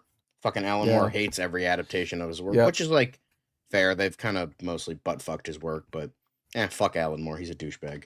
Yeah. By the way, yes, Stargate is coming to Amazon Prime Video in the not too distant future. You have no idea how excited I am for that. I literally did the entire episode about it last year. You fake 915. So excited. Hell yeah! Let the gate open. Anyway, what's next, John? Wyatt Russell. He's very excited about the upcoming season of Monarch, Legacy of Monsters. So, I mean, actually, this is a spinoff. This is a new one. This is a spin because he plays the younger version of the character that Kurt Russell plays the older version in the present day timeline, and I think they're doing like a spin-off that will be more of like a period show. So it's going to be focused on his version, the younger version of the character that Wyatt Russell plays. So he was saying that it's expected to start shooting this summer, which means we might get it as early as like fall of next year. So he said we are shooting it at this summer. I've read the scripts; they're very well written. I'm more excited to start working on this than I have been about anything in a long time. Of course, this is from Legendary. It's set up at Apple. All the MonsterVerse movies come out through Warner Brothers, which will soon be part of Paramount Skydance. Paramount Skydance has a good working relationship with Apple. They've made like The Gorge and a bunch of other stuff. Like before that, I think Greyhound was a Skydance or Paramount picture that they sold to Apple. So now that all of the Legendary stuff ends up within the new Paramount Skydance, it'll be interesting to see whether the MonsterVerse will on television continue on Apple TV in the future, because I mean they certainly are paying a pretty penny for that, but then again, Apple's got quite a few pretty pennies to spare. So Monarch is a good show, one of the best things on Apple, and it looks like they're already working on a spin-off. I mean, they have been for a while, and now we know it's going to be filming this summer. So if you're excited about this, you want to see more from the show and its characters, then watch out. I think starting next year you'll see not just one but two active Monarch related shows on Apple TV. So I'm excited about that. I am. Yeah, I would watch it. I still need to watch Monarch. I've heard great things about it. So. Yeah, I mean, look, you can still watch the Godzilla Minus Zero. That's you can love both. It's Here's the thing. As a random YouTube comment once said, a truly cultured gentleman can appreciate the $1 hot dog just as much as the $100 steak. Yes, are the MonsterVerse movies schlock? Yes, but I love them anyway. Well, except for the first Godzilla movie, that sucked. But like the rest of it, prime level, B grade schlock, and I love every second of it. However, I can also appreciate the very well-made down to earth, character-driven narrative of Godzilla -1 and how well that worked. And I'm very excited for what they have in store for Godzilla -0. I'm just saying. You can appreciate both. Okay? Not like Toho hasn't done schlock before. I mean, look at fucking, Godzilla, drop kicking a fucking, monster while fucking Discount Ultraman, ties his hands around his back. It's like, come on, like Godzilla is based on ridiculousness, no matter who's producing it. Just we can all unanimously agree it's better than the Roland Emmerich movie. So, just keep that in mind. I mean, most things are better than the Roland Emmerich movies. So, but yeah, all right, awesome. Thank you, Brogu. I appreciate you. I like you better than your brother. Sorry, you're cooler. Anywho, let's move on. Why is it still on me? Get me out of here. Anywho. We're all glad that John is feeling better. Definitely, we're all glad about that. Anyway, let's keep on going because now we get to the quick hits. It's time for the quickies, as Enterprising likes to call them. I'm sure Lizz will be back because Lizz is back. Hello, Lizz. Yeah, of course. Sorry, we left you out for a little hot second there. So, am I looking extra blurry? I'm sorry. I'm sure it will fix itself soon. So, quick hits, John. Walk us through the quick hits. Yes, apparently Mummy 4 directors say Brendan Fraser and Rachel Weisz wouldn't return unless they loved the script. It's beautiful, scary, and sweeping. As long as it's better than Tomb of the Dragon Emperor, which everyone says suck dicks, then I'm sure people will love it. So, cool. Yep. I'm still indifferent to its existence. I am excited for Lee Cronin's The Mummy. If I'm excited for any Mummy movie that's coming out, it's Lee Cronin's The Mummy, because that looks fucking awesome. That looks great. I'm super stoked for that one. Mummy 4, fine, whatever. All right, Renaissance, I'll give you that. But, like, Lee Cronin, I'm ready for you, my man. So, hell yeah. Speaking of my man, Wonder Man, a little bit. Hey! Sir, the Sonic the Hedgehog perseverance of greatness now gets Sir Ben Kingsley. Like, hell yeah. Fucking, Idris Elba. He's like, I'm gonna give 110%. Keanu Reeves said no to Star Wars to be in Sonic. Now, we have a knighted, amazing actor getting off of his success of Wonder Man, now gonna be in Sonic 4. This fucking franchise, man, it's just like the greatness of Sonic, just, that little blue hedgehog just keeps running and running, and everybody loves it. Everybody wants to be a part of this since pie. they fixed his face, the fans have been on board, man, and they just keep delivering. I'm not mad about it. Yeah. So, you know what? Like, Keanu Reeves, Idris Elba, Ben Schwartz, Kristen Bell, they're like, fuck yeah. Jim Carrey fucking delayed his retirement to fucking be a part of this franchise again. So, you know what? Sonic perseveres. And you know what? It's fucking great. I'm stoked for it. And I think we can all unanimously thank Christ that Keanu Reeves chose to be Shadow over the god-awful Acolyte show. So I think we can all be very, very thankful for that one. 100%. So, hell yeah. Sir Ben Kingsley, I can't wait to see you in this wonderful little movie that I am very excited for. So, Same here we are. But next up, speaking of casting, super casting, another name being a part of Mike Flanagan's The Exorcist. This man wants every famous person. It's like The Exorcist has now become like the Avengers Doomsday of horror, where it's just getting everybody. Like, all right, Nightcrawler, all right, Mystique, oh, you're coming back. Simu Liu, you're coming back. Fucking Mark Ruffalo, get in here. Downey, you're dead. Fuck it, we'll bring you back as Doom. We're bringing this back. We're bringing this back. And fucking The Exorcist seems to be doing the same exact thing. Mike Flanagan said to the goddamn executives, I want everyone. What do you mean? everyone, and just insert the screaming gif of Gary Oldman from Leon the Professional. Everyone. He wants everyone, and he's gonna fucking get everybody. Fine, we're bringing Supergirl into this bitch. Let's fucking go. If I couldn't be stoked for this enough already, I'm sure Mike Flanagan will do great things after, you know, David Gordon Green almost fucking shit the bed with this entire franchise. Well, not almost. He did shit the bed, but that's beside the point. I'm stoked for it. Sasha Calle, she was one of the few great parts of that god-awful Flash movie. I wish her for the best in this little film, so. Yeah. Hell yeah. Excited. I mean, look, yeah, there's like you said, the cast just keeps on growing, and they're not just adding names, they're adding some big names. And Sasha Calle just did the she just did that movie with Ben Affleck and Matt Damon that's on Netflix, right? The one where The Rip. The Rip, yes. So good. Yes. So good. Love that movie. Are you being sarcastic or are you being true? No, I enjoyed it. No, I enjoyed that movie. Yep. I mean, also, Kyle Chandler was in that too. So, He yeah. sure was. He sure was. Yep.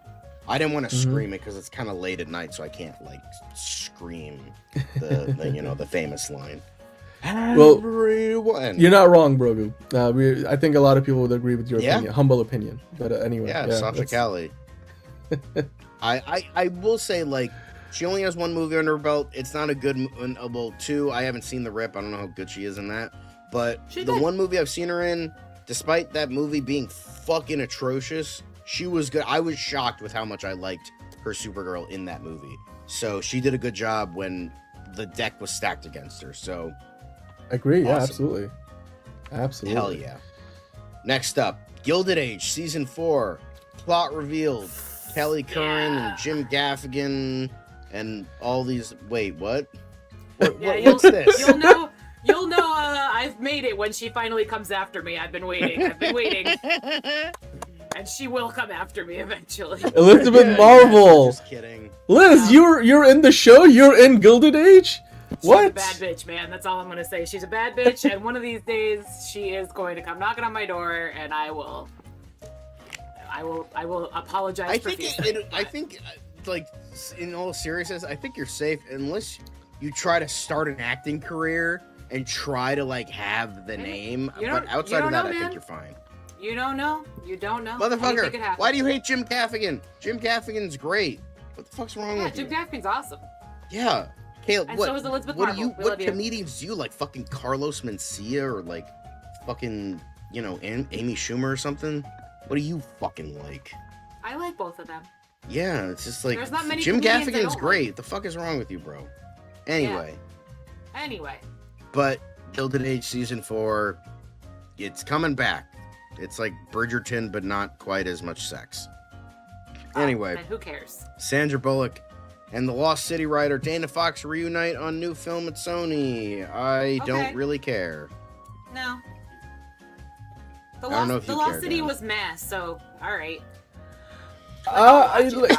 It's. I mean, look, Sandra Bullock has been doing rather unnotable movies for a while, so cool. It would be interesting to see. She's filling up her schedule, so there you go. You know, yeah. Justin Geeky Guy. Dwayne The Rock Johnson will star in Flanagan's The Exorcist. The hierarchy of power in the Demon Kingdom is about to change. That is not news. That is just. But thank you for the super chat, Justin Geeky Guy. We appreciate it. Absolutely. Let's keep on rolling. But next up, Bill Duke, your boy, he sees it over in them trees. Well, he has finally got a star on the Hollywood Walk of Fame. So congratulations, Bill Duke. Bill Duke, we love you because Bill Duke's fucking awesome. He is awesome. Absolutely. I saw this. I was like, this is one of the most heartwarming things I saw all day. I'm like, it's got to be a quick hit. So yeah, good for him. I'm really happy for him. So yeah. Yeah. Although speaking of Predator, Arnold Schwarzenegger and Jamie Lee Curtis joined California Hall of Fame. Okay, why wasn't the guy who was governor already in the fucking Hall of Fame for Cal? He fucking ran the state. What? I'm the governor of California. Like, anyway, sorry, I had to do it. You're fired. You know. I think it's great. Yeah. Good for them. Yep. And you know, still to this day, I mean, Jamie Lee Curtis in that movie is. I'm just gonna leave it there. Let's move on. I mean, Dan. good, Yeah. but like Yeah. trading places, we got boobage. So like, that's the thing I for care God's about. sakes. So anyway, but True Lies. Get to the great stuff. chopper. Yeah, come on. It's so many good Speaking- things. Speaking of great stuff, Cillian Murphy. He reacts to Peaky Blinders movie taking on Nazis. The last thing I want to be in his actions, which I agree with. We should dislike Nazis, though. I think we can all agree that we should. Yeah. I mean, I be think like disliking Nazis. I don't think he's like talking about this necessarily, but I think he's just saying like, hey, presenting something and then you make your own like ideas surrounding that, and it could be the most obvious thing in the world, like, hey, fuck Nazis, or it could be something more nuanced. So Yeah, look, I think I'm gonna point out something here, but that like I had a really good example. Like I for a long time was working as a producer on developing with a director and a writer, and even a couple of actors attached, the short film about abortion, which is a very touchy, like very nuanced and very politically charged subject in the U.S. And even in Europe and abroad. So, and my goal with that was like to tell a story which didn't pick sides, but more just ask questions and pose questions and started a conversation for the people that saw the movie. It was partly fictionalized and in like a dystopian future, so but the idea was to never like preach to the audience what to think, like, and I agree with what Cillian Murphy is talking about here in terms of his overall approach, not maybe specifically just about the movie that he's doing with Peaky Blinders, but just I think at large, I think he's got the right mindset, because that's how I approach that project from A to Z. So yeah, absolutely, I agree with what he's saying here. Yeah, I agree as well. But next up, Ryan Gosling's Project Hail Mary interview takes a wild turn after a reporter gets stranded on the side of the road. Do you have help on the way? Do you have water? I am Dan willing would do to this. bet. Dan works from his car more than he should. Dan would 100%. This would be Dan in this situation. Oh, I'm not going to postpone. I want to get to the interview. We had it scheduled. Don't mind me. Don't mind the background traffic noise in the back. It's just me on the side of the road. This is Dan all day. Dan would do this. But like, I mean, there's ways feel around like- that anyway. Here's the thing. I feel like this is like a publicity stunt, because like the whole basis of Project Hail Mary is that he's stranded in space. Like, I feel like that's kind of like there was a bit where like Ryan Gosling was like on Jeopardy, and he like won Jeopardy due to a technicality or whatever. Oh, it was a Hail Mary. Oh, it's so funny. I think that's what this is, but it's still funny, I'm stoked for this. This is one of my most anticipated of the year. Super excited. It's gonna be probably one of the best movies of the year. A lot of people think it might be an early Oscars contender too. So like, well, yeah, it's this was just, like, hilarious though. It's great for all sorts of things. First off, Ryan Gosling. Yep. I think like Ken. Not just that, just like Ryan Gosling. Like, I think everybody on planet. I mean, he was the Henry Cavill before Henry Cavill, where every like even dudes who weren't gay would like, I'd suck his dick. Like, I think that's just how. I've never heard anything negative from anyone about Ryan Gosling. Yeah, Never. it's just everybody loves Ryan Gosling. He's not just Ken, he's Ryan. So, there's that. Like, He first is off, it's got enough. Ryan Gosling. Second, the thing it's just like, it looks like a good story. It's unique. Number two, boom, like that. Third, it's by Andy Weir. Like, dude wrote The Martian. He's a great Love The science Martian. fiction author. And so, boom, you have that. And then fourth, probably the biggest thing, this is just me being a spiteful asshole, but like, I'll take it, is the idea of Lord and Miller, after getting junked off of Solo, turn around, their next project is a space movie that'll probably be leaps and bounds ahead of Solo, just as a final fuck you to Disney. So I am very appreciative of that, because frankly, Kathy Kennedy can go fuck herself. But that's beside the point. I'm still excited for this regardless. And White Boy Summer is starting early, guys. So let's go. It's also they made the Spider-Verse movies along the way too, John. Like, in case you forgot. So Well, I think Lord and Miller. They didn't. Well, I think I thought they directed the first one, right? Am I wrong about they that? only produced. They only produced them. All right, cool. All right. Well, still, Yes, this was Fuck hilarious. you, Caleb. That's what you get for hating on Jim Gaffigan. I reminded you that Solo existed. So, anyway, moving on. Rumor mill time. back at it again. Back to Marvel. Finn Jones will be back as Iron Fist. Returned to be teased in Daredevil Born Again Season 2. He has said for a long time that he would love to come back. I'm here. I'm ready. I want to prove to people that I'm not just the guy that had the worst of the Marvel Netflix shows. So I'm better sad. than that. I think I could do a good job. And according I'm to rooting Cryptic for him. 4K Qual, the plan is for Finn Jones, not Jessica Jones, the character, but Finn Jones, the actor, to step back into the role of Danny Rand. And if he doesn't technically return in season 2, his return will be teased. You know, I would love to see it. I think it's one of the cases I think he does deserve another shot.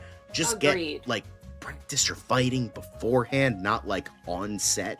That would be great. Outside of that, I think he's a good actor. God, he played such a great asshole on Dickinson, by the way. Such a piece of shit. I fucking loved him on that show. He was such a... God, he was like, but he did a good job. Like, he was supposed to play a hateable asshole, so he was great on that show. I think he's a really good actor. I think he deserves another chance. Yep. I think it would be great. All I want, guys, like, if this is anything, like, if Daredevil Born Again does anything, it gives me the Heroes for Hire show I want that so badly. Like, give me, like, Coulter, he's finished Evil, that's done for a while. Finn Jones ain't doing anything. Mike Coulter ain't doing anything. Give the boys some goddamn fucking reprise and give them a goddamn Heroes for Hire show. That's all I want. That's all. I would come crawling back to Marvel if they fucking greenlit a Heroes for Hire show. I'm just gonna say that right now. Okay? Anyway, that's just my thoughts. I mean, look, he was not very well received, but I thought the Defenders iteration of the character was better. Hell yeah. Liz, you're the expert when it comes to, and the am. biggest fan of Marvel. What do you think about this? It's true. Oh, I'm thrilled. He's the one I've been waiting for. He's been the missing piece. We did get a little bit of Luke Cage back, but we were just missing him. We were missing Iron Fist, so I'm for it. Yay. Yeah. Awesome. He deserves it. Anyway, Palm Royale concludes run after 2 seasons at Apple TV, and as the great Gianmarco Ceresi once said, the only time I hear about new shows is when they're getting canceled, because It's I true. have not heard of this fucking true. show. And they have a killer cast. It's wild. Yeah, Never killer heard cast. It's on Apple TV, which Dan and I have said multiple times is probably the best streaming service in terms of its filmography, because it's like, it doesn't have a bad show, yet here it is. Like, we never even fucking heard of this shit, so it's just like... Yeah. I mean, I heard it. Advertise worth a damn. They don't advertise well at all. Yeah, like, I've heard about this show from actually, I caught on to this show very early on when it first got announced, and then it came out. I mean, I've been following this for a while. Kristen Wiig, of course, is the lead. You can see there, and then, of course, she's got, I mean, you got, what? Why would you not have it with Allison Janney first? No, I'm saying, right, Allison Janney's also... Fuck Kristen Wiig. She Okay. can't even fucking act. Okay. She's not funny. You say Allison Janney first. Always. Okay. Dan. I mean, Mistake Carol number Burnett. one. We're gonna need to make that Okay, a short Leslie and Bibb. send that to Alice and Janney right there. That was nice. Sorry. But the point is, I'm surprised that the show is only ending, after just 2 seasons on Apple. They don't advertise well. Yeah. Well, Fiona just started watching this show not too long ago. So I sent this to her because she's gonna be a little disappointed that there's only 2 seasons to watch, because she watched the first season, or she is watching the first season. And I for a long time, this would be like the first recommendation when you log on to Apple TV for me. So I haven't watched all of it yet, but I'm definitely very interested in doing that. So yeah, no, it definitely a show. I think if you haven't checked out, go watch it. Even if it's just 2 seasons, it's still a wonderful show. It's a period piece. It's a dramedy, like to talk about. So, and as John was saying, Apple TV they've got shows you don't know about that are some of the best shows running today. Like, a lot of people still haven't caught on to Shrinking, and that's got Harrison Ford in it, who just got the Lifetime Achievement Award on set, the Actors Award. So I don't know yeah, why, go check it out. But I Still always always thought like Slow Horses was on Hulu. Like I don't know why. Dude. I always think that's on Hulu. It's like no, because I'm like, because my parents are like, we'll be watching it. And I'm like, oh yeah, Hulu. They're like, no, it's Apple TV. I'm like, yes. Yep. Why do I keep fucking thinking it's on Hulu? I don't know why I always think it's on Hulu. Yeah, I go watch. I mean, if you haven't seen that yet, like definitely another one that's worth a watch because Slow Horses they shoot Skeleton Twins. That was another one. That and Skeleton Twins the only good things that Kristen Wiig has ever done. So Slow Horses they greenlight 2 seasons at a time, so that's why they're always able to release 1 season every year. I think there's another season coming out this year. I haven't even finished the last season from last year. Gary Oldman, man, like that's him. And then I think my favorite pick for the next James Bond, Jack Lowden, is also in there. So even though he's probably not going to end up with the role, I will not take it easy. I will not take Allison Janney slander in this household. Damn right. Oh man, right. Drake and Josh call out Pluto. Come on. Drake and also, Josh, love it, Pluto. Is that Sally Field? Because but it like her in a wig. I think it's Leslie Bibb. Yeah. Or no, you're talking about on the right? Yeah, I think on that the is. Right. Yeah. I think you're right. Yeah. Agreed. It looks like her. But yeah, I know Leslie Bibb. We can always read the article. Let's see. But yeah, cool, great. Anyway, this thing that Dan put in, because I have yes. nothing to say about this, because I don't know what the fuck it is. So Dan, you take it. Well, Banijay and Carol Burnett was in. Right. So Banijay and All 3 Media, I talked about this a while ago. They were looking to merge together, and they're two of the biggest, like, smaller production companies that are producing things like Peaky Blinders and the Traitors you see right there. The entire Traitors franchise, I think, lives with All 3 Media, and Banijay is the bigger of the two. They have Peaky Blinders amongst many other things. They just created a combined production company, that's worth $8 billion. Not anywhere close to the $111 billion that Paramount is paying for Warner Brothers. But John, if you go to the next thing for a quick second. There was, I think, Jeff Rucker and Marco Bassetti, the leaders of the two companies. They were talking about how this is going to be now the world's largest independent media content company, and they're not wrong. I mean, Peaky Blinders has got movies and more shows on the way, and then of course they've got a lot of other British media and other internationally produced shows, as well as the entirety of the Traitors franchise. Liz, I know you're a big fan of the Traitors franchise. Now the same company. Yeah, it's all under one house now. I would love to see a Peaky Blind, I would love to see a Traitors season which just has actors from the Peaky Blinders franchise. Sure, that would be an interesting crossover opportunity. So yeah, love to see it. I know Fiona would be happy to see this. Cillian Murphy in a Traitors? Yeah. Oh my dude. God damn. His poker face. My God. Yep. Mm-hmm. Wild. That would be wild. And Alan Cumming hosting it too, that would be, just a cherry on top. Brilliant. So, yep. All right, Let's keep on rolling. I don't know what this is either. Damn. Oh, the News Corp. I thought this was funny because News Corp CEO, of course, described their publisher strategy in dealing with AI firms as a woo and a sue. Basically, if you scroll down here, this is funny. I'll point out the quote that he had. The way he was talking about it is basically, I think, a good generalization of how the industry at large right now is dealing with AI. So I thought this was like a fun way to basically summarize how to deal with it. He's like, look, when we talk to an AI company, we said we'd like you to be our partner. But if you're stealing our stuff, this is, of course, Robert Thompson talking about this CEO of News Corp. He said, if you're stealing our stuff, we're going to sue you. We're coming for you. I mean, if we can see you doing it, we'll get around to you eventually. So there will be a discount for those who hand themselves, and there will be a penalty for those that resist. So he's saying like AI is going to come and it's already here. You can't really get around it, but like you woo them, then you sue them. It's kind of like what Disney did with OpenAI. Then they went and signed a deal with them. So more of that. So I just thought this was kind of funny. Anyway, let's keep on going. Dark humor as it would be. I guess so. But luxury movie theater chain iPic files for Chapter 11 bankruptcy protection. So yeah, that's unfortunate. Sorry, I've never even heard of this company, so it's not a surprise to me that they're going bankrupt.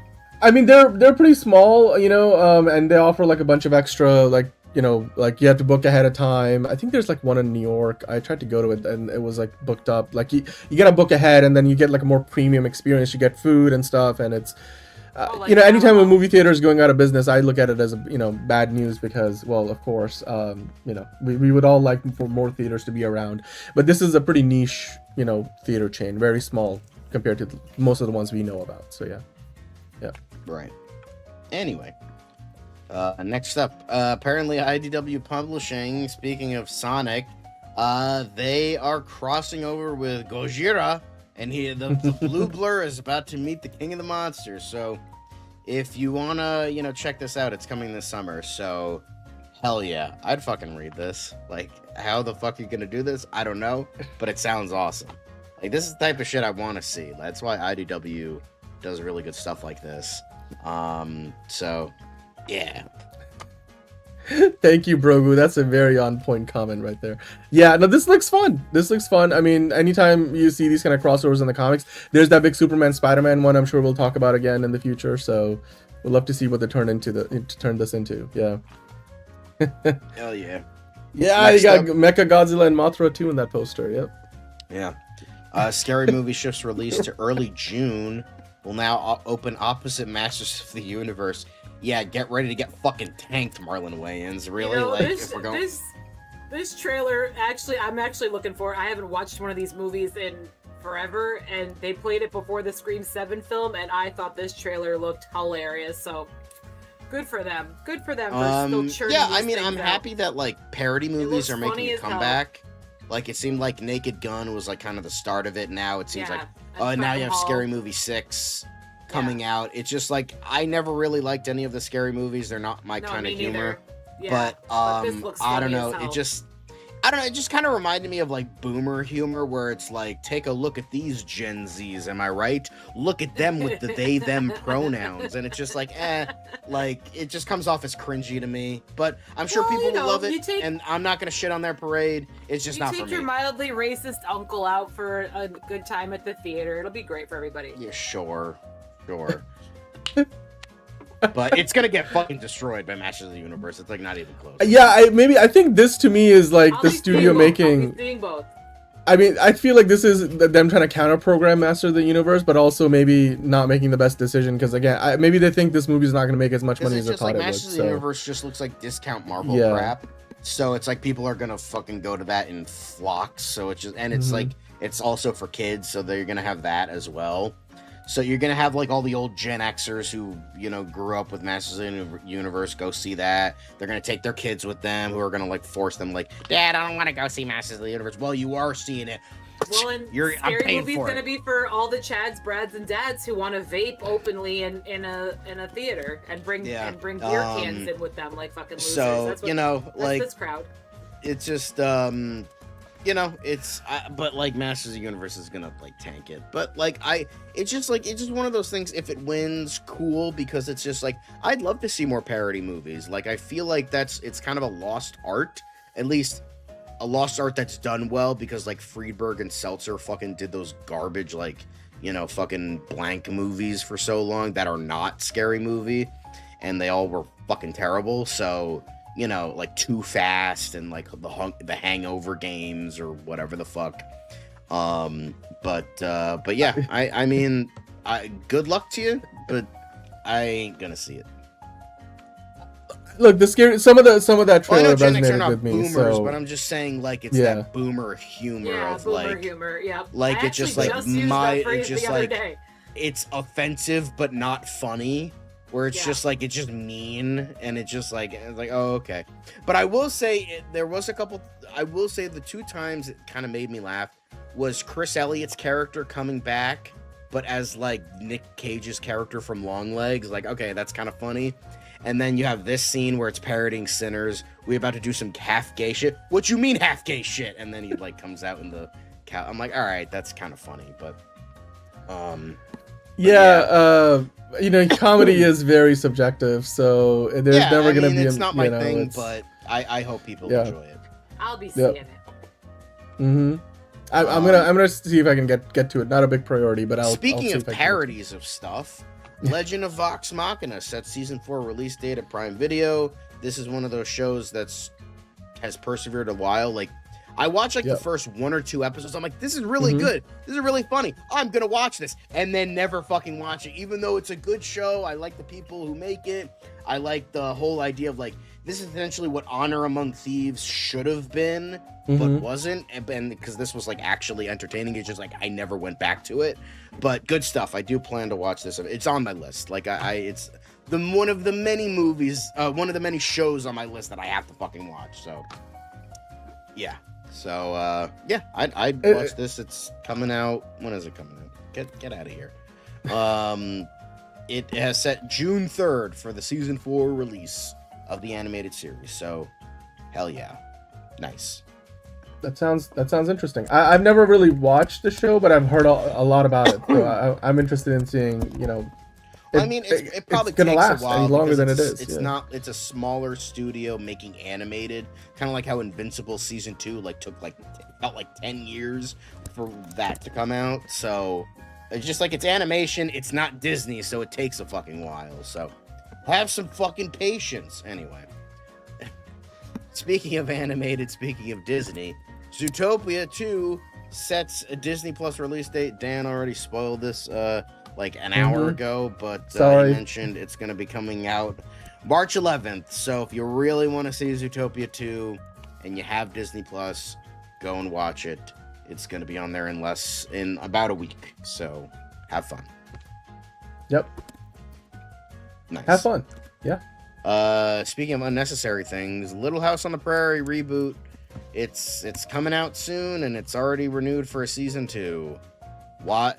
Who asked for this? I don't fucking know, but maybe people really wanted to see more Little House on the Prairie. By the way, I did want to say Zootopia 2 is like the highest grossing animated movie of all time that's not Ninja 2. So, you know, if you didn't see it in theaters, I'm sure you'll be seeing it on Disney Plus. Yeah, okay. Yeah. Okay. Well, I think Little House on the Prairie, you know, you see there's a lot of horses there, nature, the wild. It turns out, John. Wives. Yeah. Yep.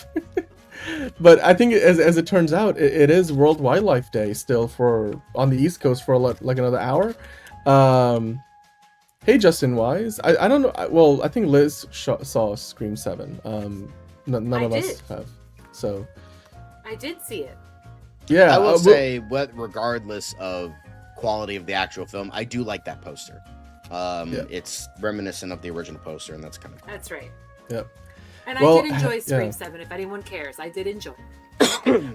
Well, it is World Wildlife Day, so happy World Wildlife Day to y'all. And on Tuesday, as the day finishes out, Gonna put up my picture with my echidna. There you go. So, I mean, if you guys took a chance to appreciate the flora and fauna around you today, then good on you for doing that. Just wanted to point that out. I mean, Liz, do you care to share Scream 7 thoughts? Quickly?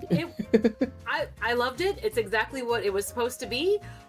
You figure out right away who the killers possibly are, and they have absolutely the weakest motive of any killer ever, and it's perfect, and it made me very happy. I will say it was, I don't want to say gorier, but more graphic as far as the kills. Like, they really went to town as far as like the campy, I heard about one of the kills, horror movie kills, and I was like, oh, we're which doing is funny that. Okay. because So it was good. I was really happy with it. Which is funny because Nev Campbell called like, oh, Scream 5 and 6 were so gory, and then you do some like really brutal kills here. It's like, hypocrite. Okay. Yeah, it was kind of interesting to see. I was like, oh, okay, that's a choice. Spoiler But alert, Doofy is the dug killer. it. Thanks, Caleb. I dug it. I don't care. I dug it. Cool. I hated Scream 5 so much I gave up on the franchise. And the thing is, John. Scream isn't really a franchise I'm into that much, so it was not much of a loss to me. Like, I don't really care about Scream, so. Anyway, we still have one more thing, and that's Daredevil time. But they do have some posters in the New York subway. It premieres in a couple weeks on March 24th. So Daredevil is wanted and Matt Murdock is missing. So. There's a very good possibility my podcast producer helped make these.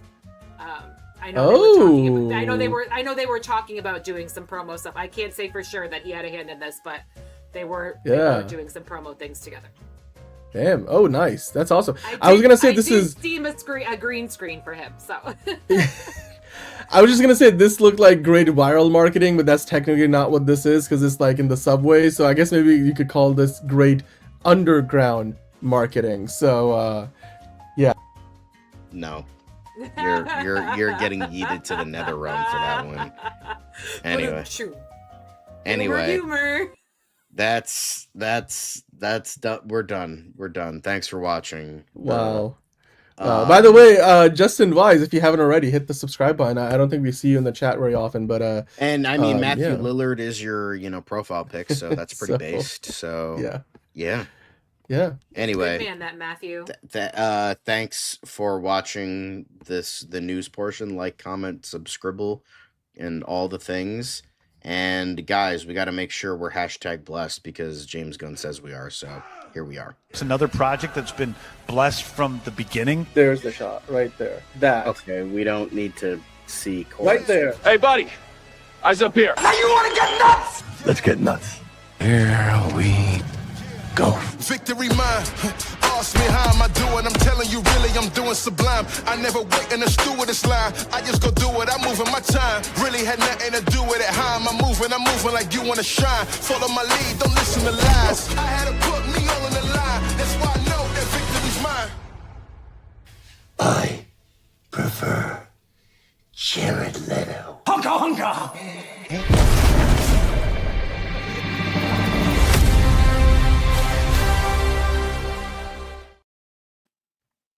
Welcome on into another episode of DCU Daily. Lots of fun stuff to get into today. I mean, we got some DC quick hits, of course. We're going to be talking about, a lot of James Gunn. What did Gunn say? And we have some looks at some new DC Comics related stories like Batman. You got a new Flash suit design that we'll talk about. Of course, there is the big Game of Thrones connection over at the DCU, since Game of Thrones is getting a new movie and potentially a TV show on top of all the other TV shows they've already got. We'll get into that. We have the Man of Tomorrow update that's in the thumbnail. More so just about James Gunn mentioning what his plans are for the movie and how he's preparing to go into production on Man of Tomorrow. And then, of course, we'll talk about how Superman played a big role in the powerhouse slate, as David Ellison mentioned on the Paramount call yesterday, and whether that means that maybe David Ellison will keep James Gunn and Peter Safran around for the ride that will be, whatever the new company is called, Paramount, Discovery, Warner Brothers, add hyphen name company here. But with me today to do that and so much more, of course, I've got Liz and John. Which of those stories are you all most excited to talk about in DC side? I'm excited to clown on the Flash one because I think it's funny. Because we'll get into that later, but Economos Liz, and Mr. Terrific. Economos and Mr. Terrific for me. Woo-hoo. Awesome. All right. Can't wait. Brogu saying good night, everybody. I am forever Night. I am Brogu. Well, good night to you, Brogu. Heading to bed. Honka honka indeed. Let's dive into it. James Gunn's not going anywhere. Winter's coming. If anybody's wondering, there's a lot of hyperbole out there, but James Gunn is not going anywhere. And yes, there is a Tier List Tuesday coming up right after the DCU Daily is done, and we'll be ranking the Harry Potter movies, which you guys voted for. So definitely stick around for that. So John, as we usually do, let's start with the DC Quickest, the Parrots, Ducks, and Pelicans of DCU news for those of us who have bird blindness. Be kind and I guess rewind? No, let's talk about Batman. We'll start there. So Jorge Jimenez, who has been doing the new Batman run for the time being, but they have a special issue out for called Batman 07, which includes fold out extra pages and all that stuff. And the Joker is back and all that fun stuff. So yeah, this is just hyping up some great artwork and some great stuff in regards to the new Batman run. So dude, I gotta tell you, like, every time I look at this design of Batman that they've got going, I never thought genuinely that the blue and black would work as well as it does here, especially with that logo, the way they use the blue, and then with the shadows. It looks fantastic. Every time I take a look at any of the artwork from this new iteration of Batman, I'm like, Give me that in live action. I mean, look, it's fantastic. It is. It doesn't always translate from comic to live action, as well as you might imagine, but it's got me more convinced than ever before that they can take this design and bring it into live action in some way that would look just as beautiful, if not more. So, like, I don't know, John, what do you feel the same way, I guess? Or are you I like it. It looks, I mean, I've always been a champion of the blue and gray. I didn't think they could make it work for the logo, but it like does. It just does. Honestly, like, God. I mean, if we're talking about, like, I always preferred, I liked the Rebirth design. So if, like, I would say what you can do is have the gold outline of the Rebirth logo design, but mix it in with this. I would say, give me that live action for Brave and the Bold. That's what I want to see. Yeah. No, I would love to see if James Gunn can bring this design or some. Again, it's not going to be a movie that he will direct unless he says so. But I do hope that whoever is going to end up directing the DCU Batman movie, maybe they'll keep the this last in two consideration. Bat suits were not all black. I mean, the Ben Affleck suit gray and black, and Robert Pattinson's, it's like a dark gray and black, but they're both gray and black, so it's not all black. But it's true, we have not gotten blue since the Adam West days, and I think this proves that it can work and be badass looking and not like be dumb looking that a lot of people are afraid of. So yeah, no, I agree. I definitely think that if they ever want to try this, I think now is the time, because you can really set the template with the new DCU like it's we get a new Batman reboot like every few years, it seems like, but I think now is as good a time as any for them to sort of like take that creative swing. It's a new cinematic universe, like even with Zack Snyder and the DCEU. What they did with the Ben Affleck Batman felt very different from everything we had seen from any other iteration of Batman up to that point, which the Batsuit felt more like it was a military gear or like something tactical, but the Batman suit that Ben Affleck had felt much more mythological. Like it didn't have, like, it had some elements of like, okay, so he's got a tool belt and all that stuff, but it felt more like straight out of the comics in many ways, where Batman was more of a creature of the night, like literally, than he was somebody who was just basically like a SWAT, except on steroids, so I would love to see how they can take this kind of a design and translate that into the live action, hopefully in the DCU or maybe some other iteration down the road. So yeah, let's keep on rolling. Hell yeah. But next up is the new quote unquote the new Flash suit, which is essentially the same one we've always gotten, but the boots look a little bit more like sneakers and there's lines. John, doesn't this remind you of something? Remember, maybe like a certain DC fan convention they did years ago? Not the first one, but I think it was the second one, where they they kept on teasing this big announcement. I think it was something to do with the Flash, and then all we got was the Flash Arrowverse TV show. He had golden boots. What am I forgetting? Grant Gustin came on. It was like, the big announcement is the Flash is gonna wear golden boots starting next season. So it was just all of these. And it's funny how when the suit got better, while the show got worse. Yeah. Like they changed his shoes. Like it was like the dog shit pleather, and it was like burgundy maroon. Shit brown. Yet that was peak. The show writing was peak, and then he finally looked like the character. He finally looked great. At the end, he had the gold boots. He had the whole vibe, and the show was just ass. Go figure. Yeah, because by that point, I agree with Costa Rosta. Is the new suit in the room with us? Because it's the same as every other fucking suit that he wears. Like. And, it's also, I love this picture of fucking, Dire Wimpy Kid. Like, it's just, like, the same fucking thing. It's just, like... with a different shirt on. That's all it is. It's... But, like, I mean, it's still a good suit. It's just, like, it has kind of some red in the shoes, and it looks more sneaker-like but it's the same fucking suit that we've always gotten, which isn't bad. Right. You know, but Yep. I don't get how this is news. Well, that's why it's a quick hit. So let's keep on going. We don't have to stick on this for very long. I just find it funny. But speaking of greatness, Dan Mora is back. Weird Al is here. Pre-order the anniversary issue to your nearest comic shop before March 9th.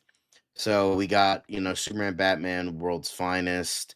We got a big issue, and then of course the best part of it is of course Weird Al, because Weird Al always wins. Come on. Weird Al. Speaking of, like, we need to protect Weird Al, like going all the way back to the start of the show. Yeah. I figured that when you mentioned when you mentioned it, I was like, there's gonna be a full circle moment later in the show when we talk about this. So yeah. That's awesome. But very exciting.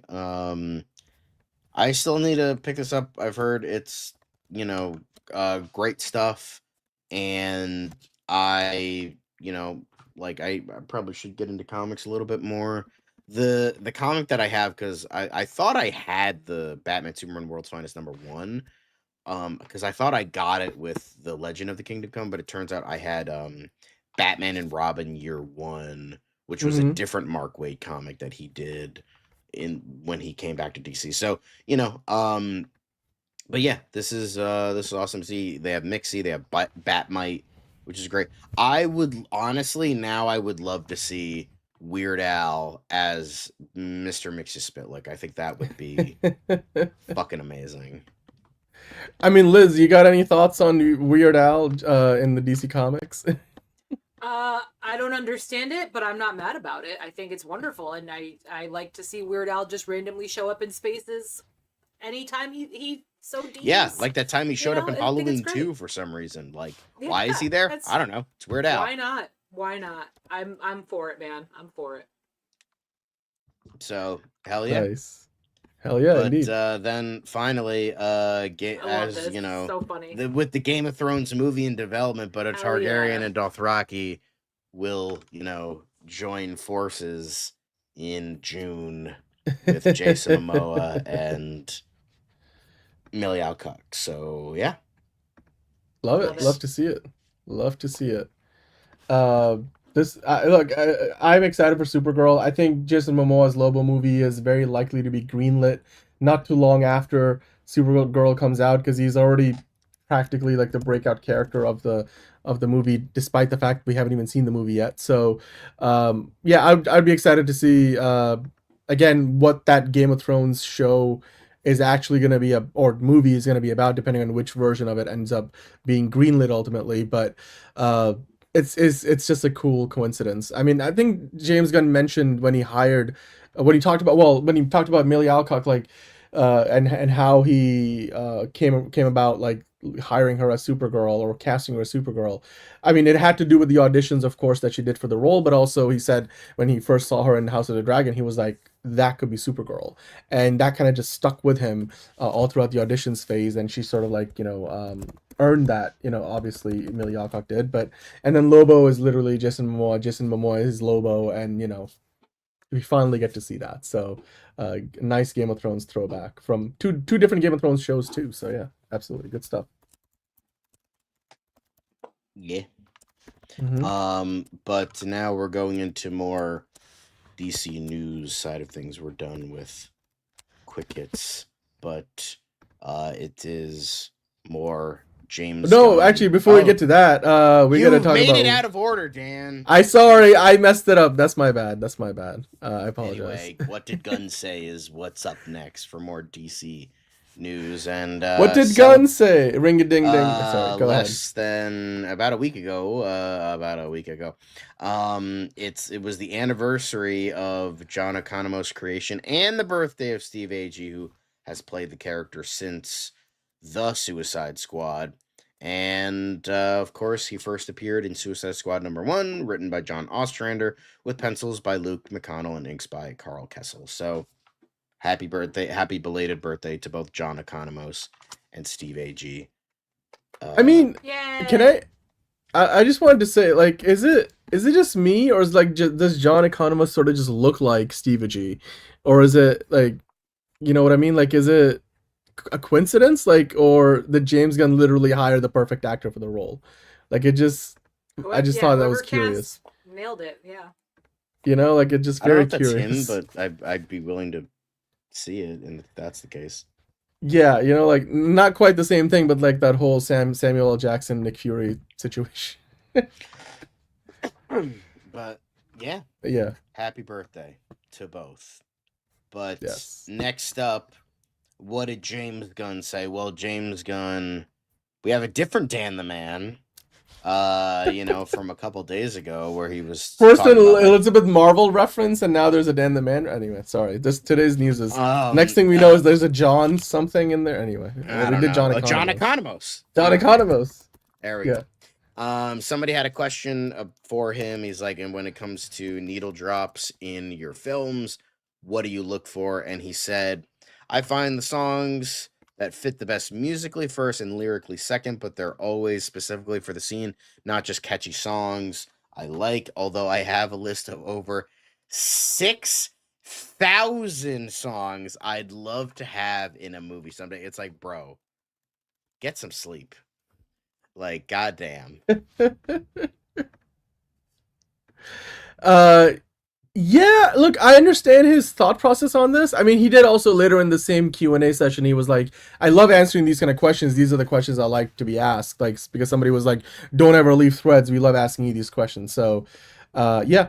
I mean, I think a lot of filmmakers kind of look to do something similar where they, obviously, you love a song, but you also don't want to just throw a song randomly in that completely doesn't fit the mood of the movie. You know, like, well, I thought he did great with Ragnarok for the most part. I think his music choice there was great, but I mean, not everybody's perfect. I thought James Gunn did a much better job at the first Guardians movie and the soundtrack for that versus the second. The Volume 2, I think, was infinitely inferior. Yeah. So yeah, but I mean, you know, he's not perfect. No filmmaker is, but I like where his head is at with that. So yeah, absolutely. And it's not cheap licensing music, so you got to be sure. You know, yeah. But yeah, next up is a Mr. Terrific cosplay. Mm-hmm. Can I get a cosplay review? And James Gunn gave it 5 stars. I hope it's out of 5. Goddamn, Mr. Terrific. Right? Yeah. And honestly, not gonna lie, this looks better than the Arrowverse version. Like, straight up, like, this dude had no money and like managed to create something that better than a fucking TV budget. So like, good for him because he's rocking it. 5 stars, definitely. I'd give it 5 out of 5. Yep. By the way, he used like the asterisk, and some dude was like, James, like, there is a star emoji, you know, like some people think you were swearing at the dude, and James Gunn was like, oh my god, with like the exasperated emoji in response. I like, mean, there is a 5-letter word he could have said that would have been very inappropriate, but John Davidson already had him covered for that. But you know, it's dude, really? Now. Come on. You know, the sass is coming out. Somebody already said it for you, John. I'm not the only one that was thinking it. Okay, don't yell at me. No, not like I said it.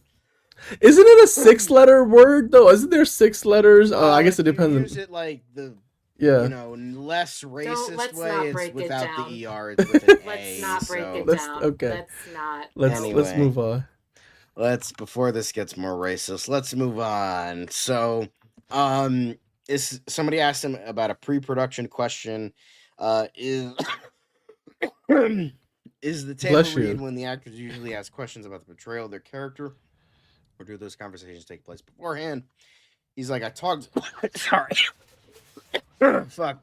I got a bit of a coughing fit now. I talk to the actors after they get the scripts. We text and talk on the phone, and they know I'm always open to questions. I'm more thorough with the leads sitting down and going through the whole script.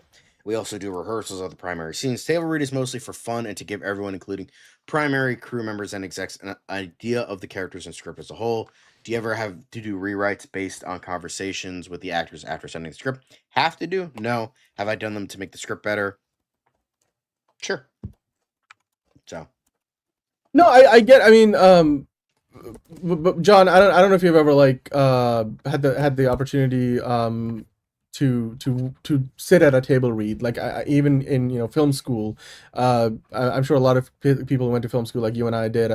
We would work on projects where there would be a table read and you get to kind of work with the actors. But like I've produced a few things, and I could tell you that a table read could be very awkward, but a table read is really the first time you get to like hear out the script, and it's a great learning opportunity where you really get to kind of figure out like what works, especially the dialogue, because a lot of dialogue could read really well but could sound terrible. So a table read could be a great place to learn things about your script.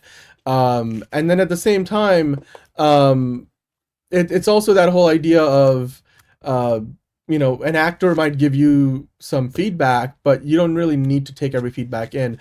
I've written scripts where I've and directed and produced stuff where I'm looking at a script and then an actor says, maybe you should do it this way. I think this works better. There's always things you change while you're in production. Like there's a reason why they call like a shooting script, and a lot of times they publish those books which will have the shooting script, but most of the time those are edited. It's rare that you see those books which have all the notes that are hand scribbled onto the script. That's the really valuable stuff, because you'll make changes on the day of the shoot. Some movies do, that's kind of like part of their philosophy, like the Mission Impossible movies. They were writing shit as they went along. But it's not always something where you take an actor's conversation and what they suggested and change something entirely, because the director has the bigger picture always in mind. The actor's thinking about their character, so sometimes it's a good opportunity to take that feedback and work with it. It doesn't, and it shouldn't always end up with you changing the script as a result of, let's say, like for example, that scene where David Cornsweet is like having a conversation and arguing with James Gunn about, I don't see what you mean, like on the set of Superman, but they talk about it. They get to a point where David is like, okay, I get it, I know what you mean, and then they go and shoot it and it works. So and there's, I'm sure, instances where they like did end up changing a few things because for whatever reason, something that David Cornsweet had to say just didn't come out the way that it was intended in the script, and it was just maybe easier to say it differently. Like maybe sometimes shortening a line works better than like using what was written in the script. But I understand that James Gunn is saying like he will take that feedback, but he won't always like immediately like take it and then make some changes on the script, because it's a back and forth. But ultimately the director and the writers generally get they're the ones looking at the whole thing and the bigger picture of character arcs, story arcs, and all that. So actor feedback plays a part, but it's not like an actor can get everything, unless it's a movie where the actor hasn't is taking like 80% of the budget as their salary, and if whatever they say goes, which even in those situations that's generally a bad idea. So anyway, rant over, so, or sidebar over. But yeah, next thing was it's kind of continuing in a different way from the same conversation. Are table reads not terrifying for you? I don't know. The whole process just seems intimidating to me. It's probably fun with the James Gunn script, however. The only terrifying thing is if an actor is totally off base with his or her performance, and I have to deal with it. That said, many actors suck at table reads and are great on screen. Mostly, it's really fun, the whole gang together for the first time. What do you often do a week before principal photography? And on a scale of 1 to 10, how much do you over-prepare in pre-production? Continue prepping, and 12. A couple months out, and I've already storyboarded almost the entire film. All the real work is now before starting production. The more I do now, the less I have to do shooting and in post. And I will say this is a very awesome picture, even though, our Pats is not going to be in the DCU, but very cool artwork. Yeah, I mean, Liz, what do you think about this? Like James Gunn saying that he's already, I mean, he's a couple of months out, but he's already got all the storyboards ready to go. And then, yeah, just, prepare, be ready. It's not shocking. It's not shocking in the slightest. I mean, the man can't stop. He's like, I can only imagine what it's like having his brain in his head. Like, it's just, I mean, God bless. I'm exhausted just thinking about all the stuff that he does and all the things that have his attention and all the projects that he's always got circulating. I mean, it's clearly he has aspired to do this, to be a part of the DCU for so long. And now he's just going, man. It's wild. It's really wild. Good for him. I'm excited. I mean, what I'll say to kind of add on top of what you said, Liz, as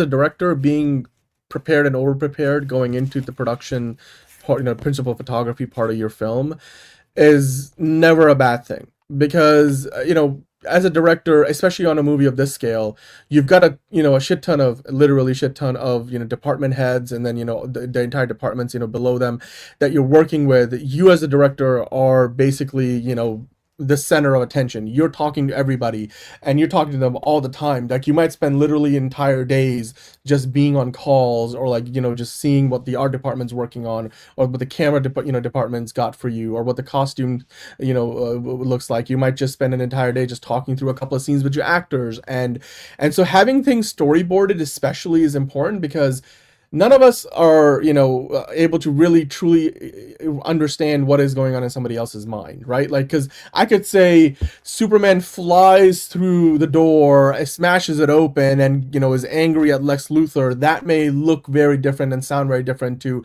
every other person in the room than it does to me. And if I'm the director, storyboarding that out really helps you kind of like get everybody on the same page, and that's just one aspect of pre-production. There's so much other stuff, from location scouting that happens to the sets that they're building, on sound stages, and then of course the actors, and their schedules and everything else that goes into production.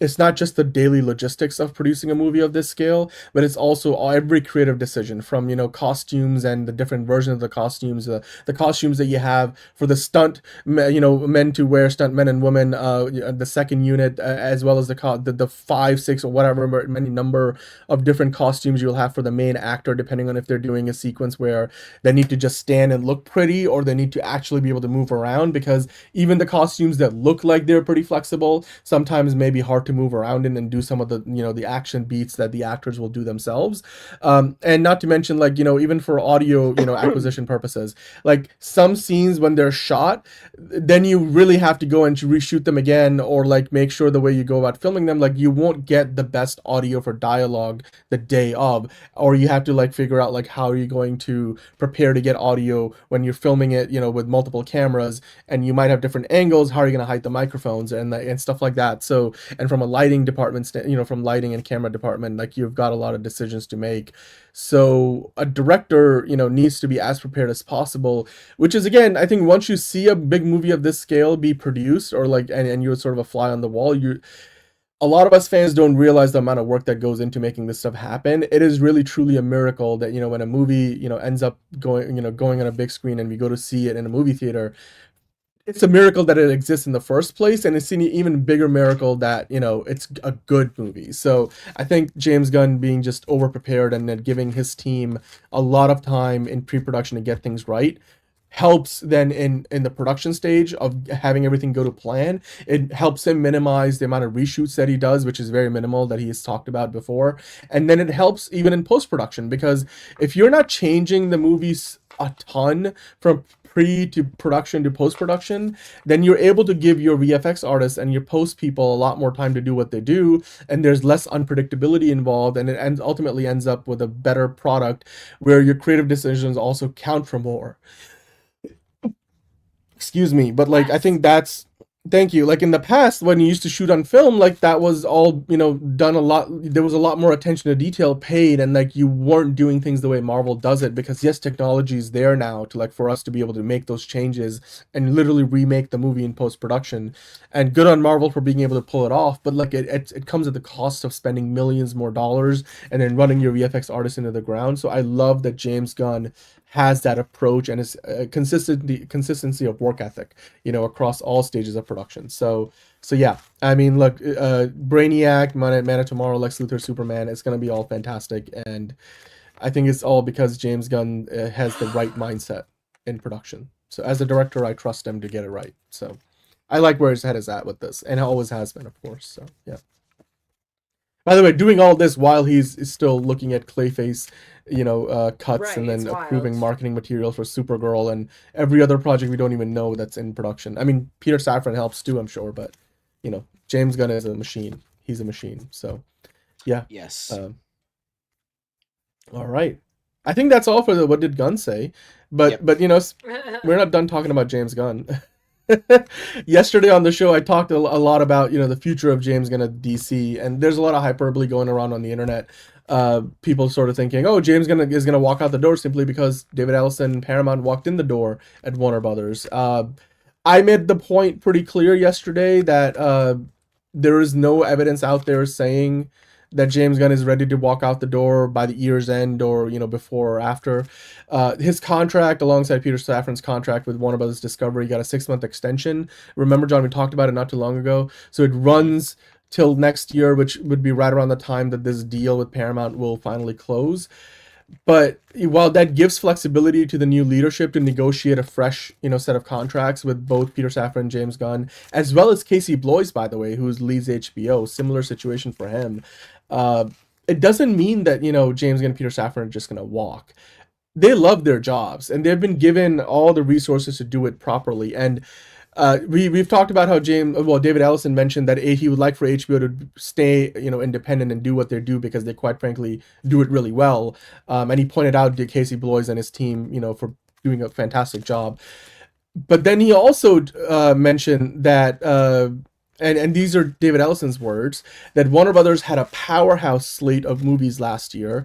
And when he was talking about that, he mentioned a few movies by name, including the Minecraft movie, Superman, and Sinners. Now, of course, we've talked about the Minecraft movie, we've talked about Sinners a lot, and I'm sure we will as the Oscars, come over in the next couple of weeks, and we'll be talking about who won what. But right now, I want to talk about Superman specifically, because if David Ellison is calling out Superman by name as being part of the powerhouse slate of movies that Warner Brothers put out last year, I talked about this at length yesterday, and I try, again, there's no guarantee that James Gunn is going to leave. I mean, there's not a guarantee beyond when his contract runs till that he's going to stay. But the signs point to the fact that he's going to be working on post-production for Man of Tomorrow next year, when his contract is due to run out. I don't think he's going to be leaving. So what David Ellison is pointing out, Superman is one of the, the key movies in the powerhouse slate of Warner Brothers Pictures, record-breaking run at the box office. John, I'll start by asking you, this is directly from the call that they did with, Wall Street media analysts yesterday. Do you really think that David Ellison and his new leadership are in a hurry to get rid of James Gunn and Peter Safran? I feel like DC Studios is doing a great job. So why, why fix what's not broken, right? It's still too early to say. I did talk about this when it was first acquiesced. And just time will tell in terms of how good this year will be for DC. Like, if Supergirl is a success, Lanterns is a success, and Clayface is a success, and whatever other planned things are coming out this year that, like Cape Crusader might come out, or, something else, I'm not sure. But I do think that time will tell, and if it's successful, David Ellison is a businessman. It would make less sense for him to see all these successes and be like, I don't like you, I'm just going to get rid of you. It doesn't really make a ton of sense to do that.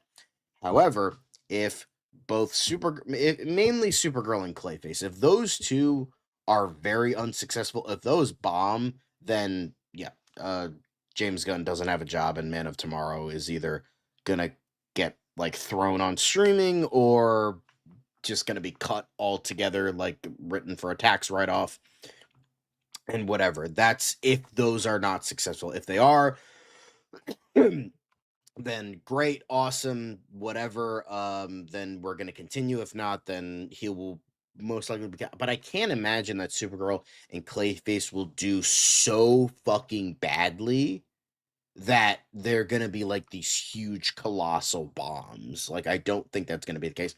So it's more than likely James Gunn is gonna be staying on at least until 2027. We'll see how that, if 2027 comes around and Man of Tomorrow isn't a hit and Batman Part 2 is a disappointment, then maybe there'll be talks. But it's just how it is for that's just normal talks of hey, can you steer the ship correctly? Can you steer the ship better to make sure we don't get as many bombs? So we'll just have to wait and see. I can't, I would say it's 75-25 favorability that James Gunn stays on. but there is the possibility that no matter what, David Ellison's like, nah, I don't like you. I'm gonna get rid of you. But I can't imagine that a guy's personal opinion, no matter how stupid and shitty, he's gonna be like cut away a business opportunity that's gonna be lucrative for him in the future. So Yeah. Yeah, I'm. By the way, I mean Skydance has done other movies beyond Tom Cruise movies. I mentioned a few of them. World War Z. Yeah. I mean, they've financed a bunch. I mean, look, Skydance has been financing movies for quite a while. A lot of them Paramount movies, but even beyond.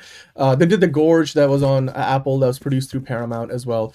But anyway, talking about Superman, John, if you go to the next Instagram link, because I think that puts the quote that he specifically, what he said on screen. Liz, I wanted to ask you something, because some of where this hyperbole and some of this where the speculation comes from about James Gunn walking out the door within the next few months because he doesn't agree with the politics of the Ellisons necessarily, which, by the way, I do want to point out, while yes, the Ellisons have been cozying up to the current administration, that's definitely true. Not too long ago, David Ellison was one of the donors for the Joe Biden campaign too. So like, there's that. But politics aside, Everybody's playing the game. Like it's exactly like some of the speculation is that James Gunn is going to leave DC and then go back to Marvel and then become the right hand man for Kevin Feige again and then take over for Feige when he leaves, which part of the reason why he took over DC Studios with Peter Safran is because he doesn't want to be Kevin Feige. Like Kevin Feige is more of a producer than he ever was a director. He's never really directed a movie. I don't think he's interested in doing that. James Gunn, while he is a co-CEO of DC Studios, he's mostly, does the creative work. He's a director, writer, he's a filmmaker, storyteller. Peter Safran is more of that producer. So I don't really believe that would happen, but you being a Marvel fan, I mean, how much stock do you put in the idea that James Gunn would want to go back and then work under Kevin Feige, who has made no indication of ever leaving Marvel to begin with? I think no. Yeah. I think it's all speculation. I don't know exactly where all of this is coming from. But again, clearly James is all in on DC. He's going to do everything and anything they'll let him do. As we know, like I said, he can't stop, won't stop. While he's got 4 or 5 projects going right now, he's got 20 others in his head that he's just waiting to get greenlit. Yeah. He's waiting to get approval for. So not to mention ones we don't know about. Yeah, right. That's exactly what I'm saying. So I don't see him walking away, and I certainly don't see him going back to Marvel, where he already knows what to expect from them. He already knows what he will and won't be allowed to do, and what he'll be allowed and won't be allowed to get away with. So I don't see why he would. And as we said, so far, almost everything that he's done has been successful. Has been a hit, relatively speaking. And movies aside, he still has TV shows that are hitting. That we've got more seasons coming up for Creature Commandos. We've got more for Peacemaker. So I'm not exactly sure why everybody's so quick to dismiss his time with DC, and but I don't see it happening. I really don't. No, I don't see it happening either.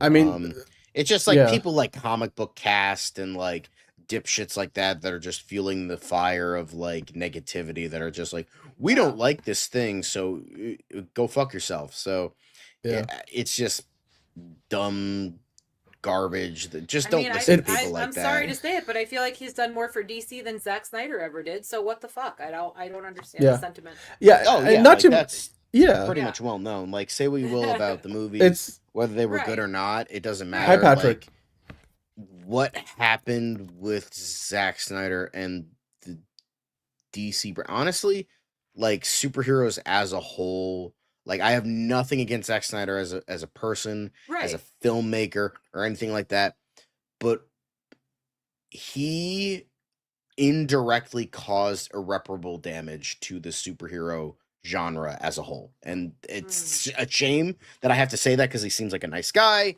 He seems like, just a guy with a vision, just trying to do whatever. But what he caused with his movies that he directed for DC has caused, I'm going to say, permanent damage to the superhero genre, because the discourse has just gotten worse since those movies came out. Like, don't get me wrong, like the internet's always been a hostile you versus me, us versus them kind of place. I mean, fandoms have always been like that, but I feel like ever since, 2017, it's just, and especially 2021, it's just gotten worse purely because of what Zack Snyder did. And it sucks to say that because I don't hate him. Like, I don't hate him as a person, and how he left the DC brand was very saddening.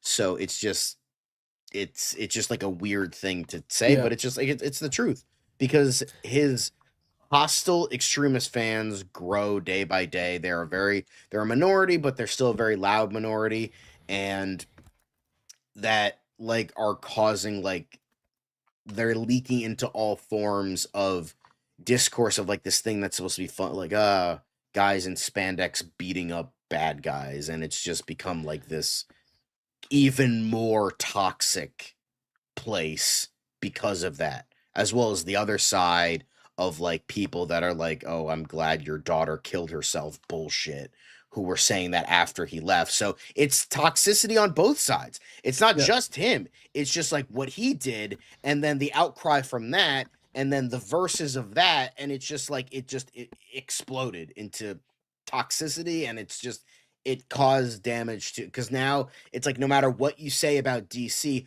positive, negative, this one motherfucker is still being brought up, even though he himself is like, I like the guy doing the movies. I liked the fucking movie.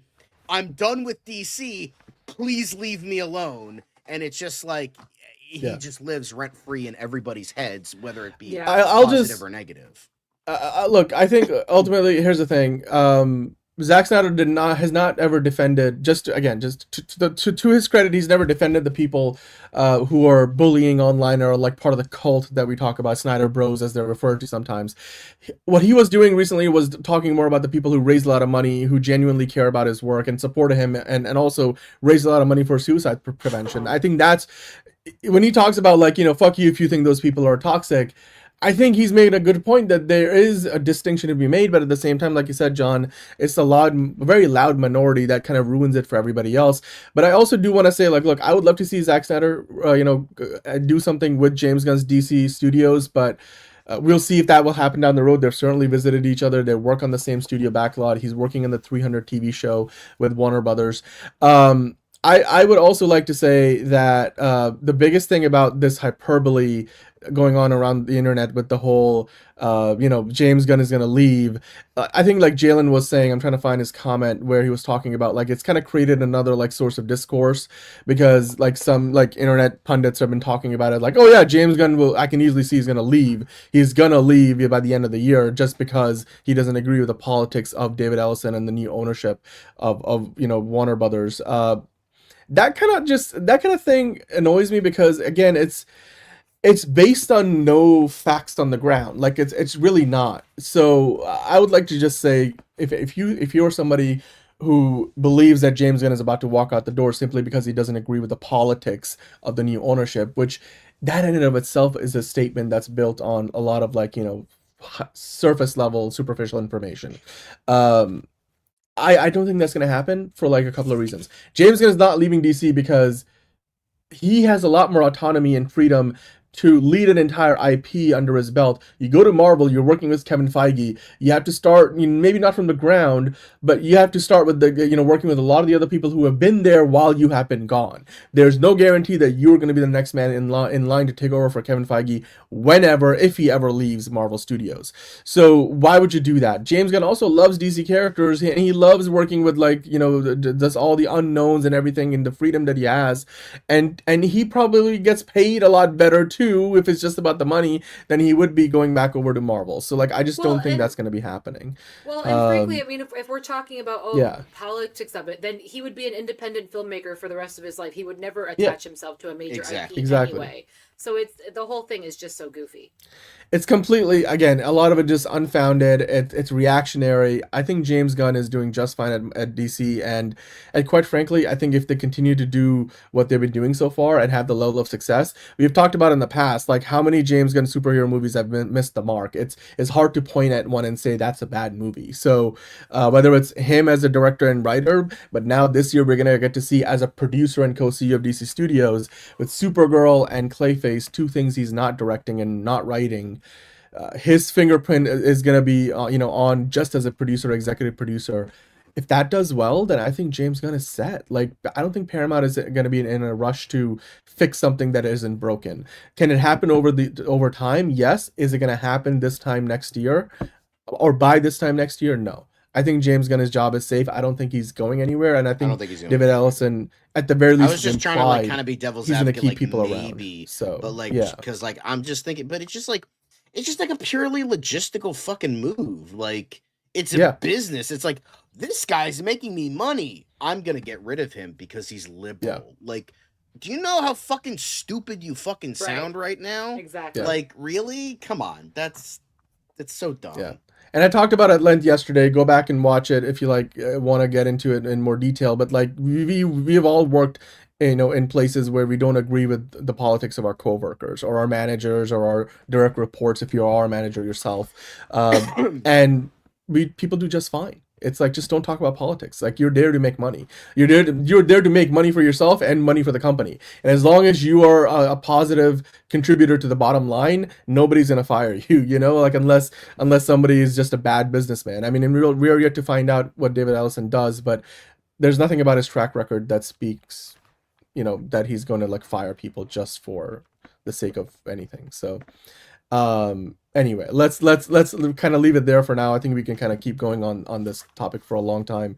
But yeah, James Gunn and DC, I think they're doing just fine. I think the fact that David Ellison mentioned Superman is one of the standouts of the Warner Brothers slate from last year means that, well, if anything, I think James Gunn is going to be working at DC Studios for a while yet. If anything changes, I'm sure we'll talk about it. But as of right now, I don't think that's going to be the case. So, yeah, we're going to be getting to Tier List Tuesday soon.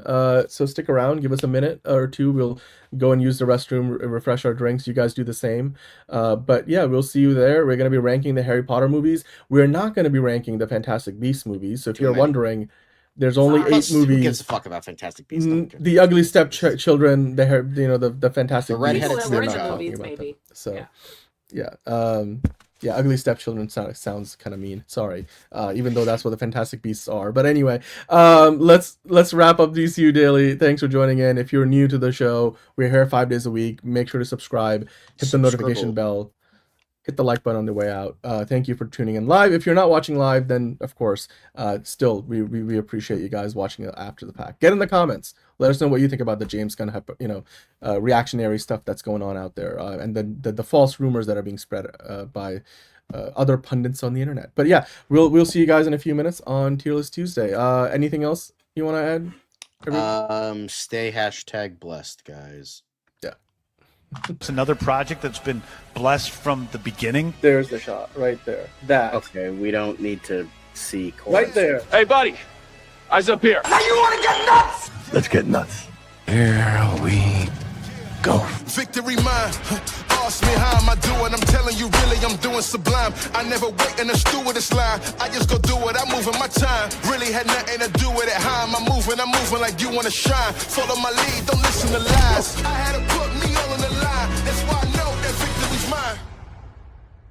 I prefer Jared Leto. Hunka hunka!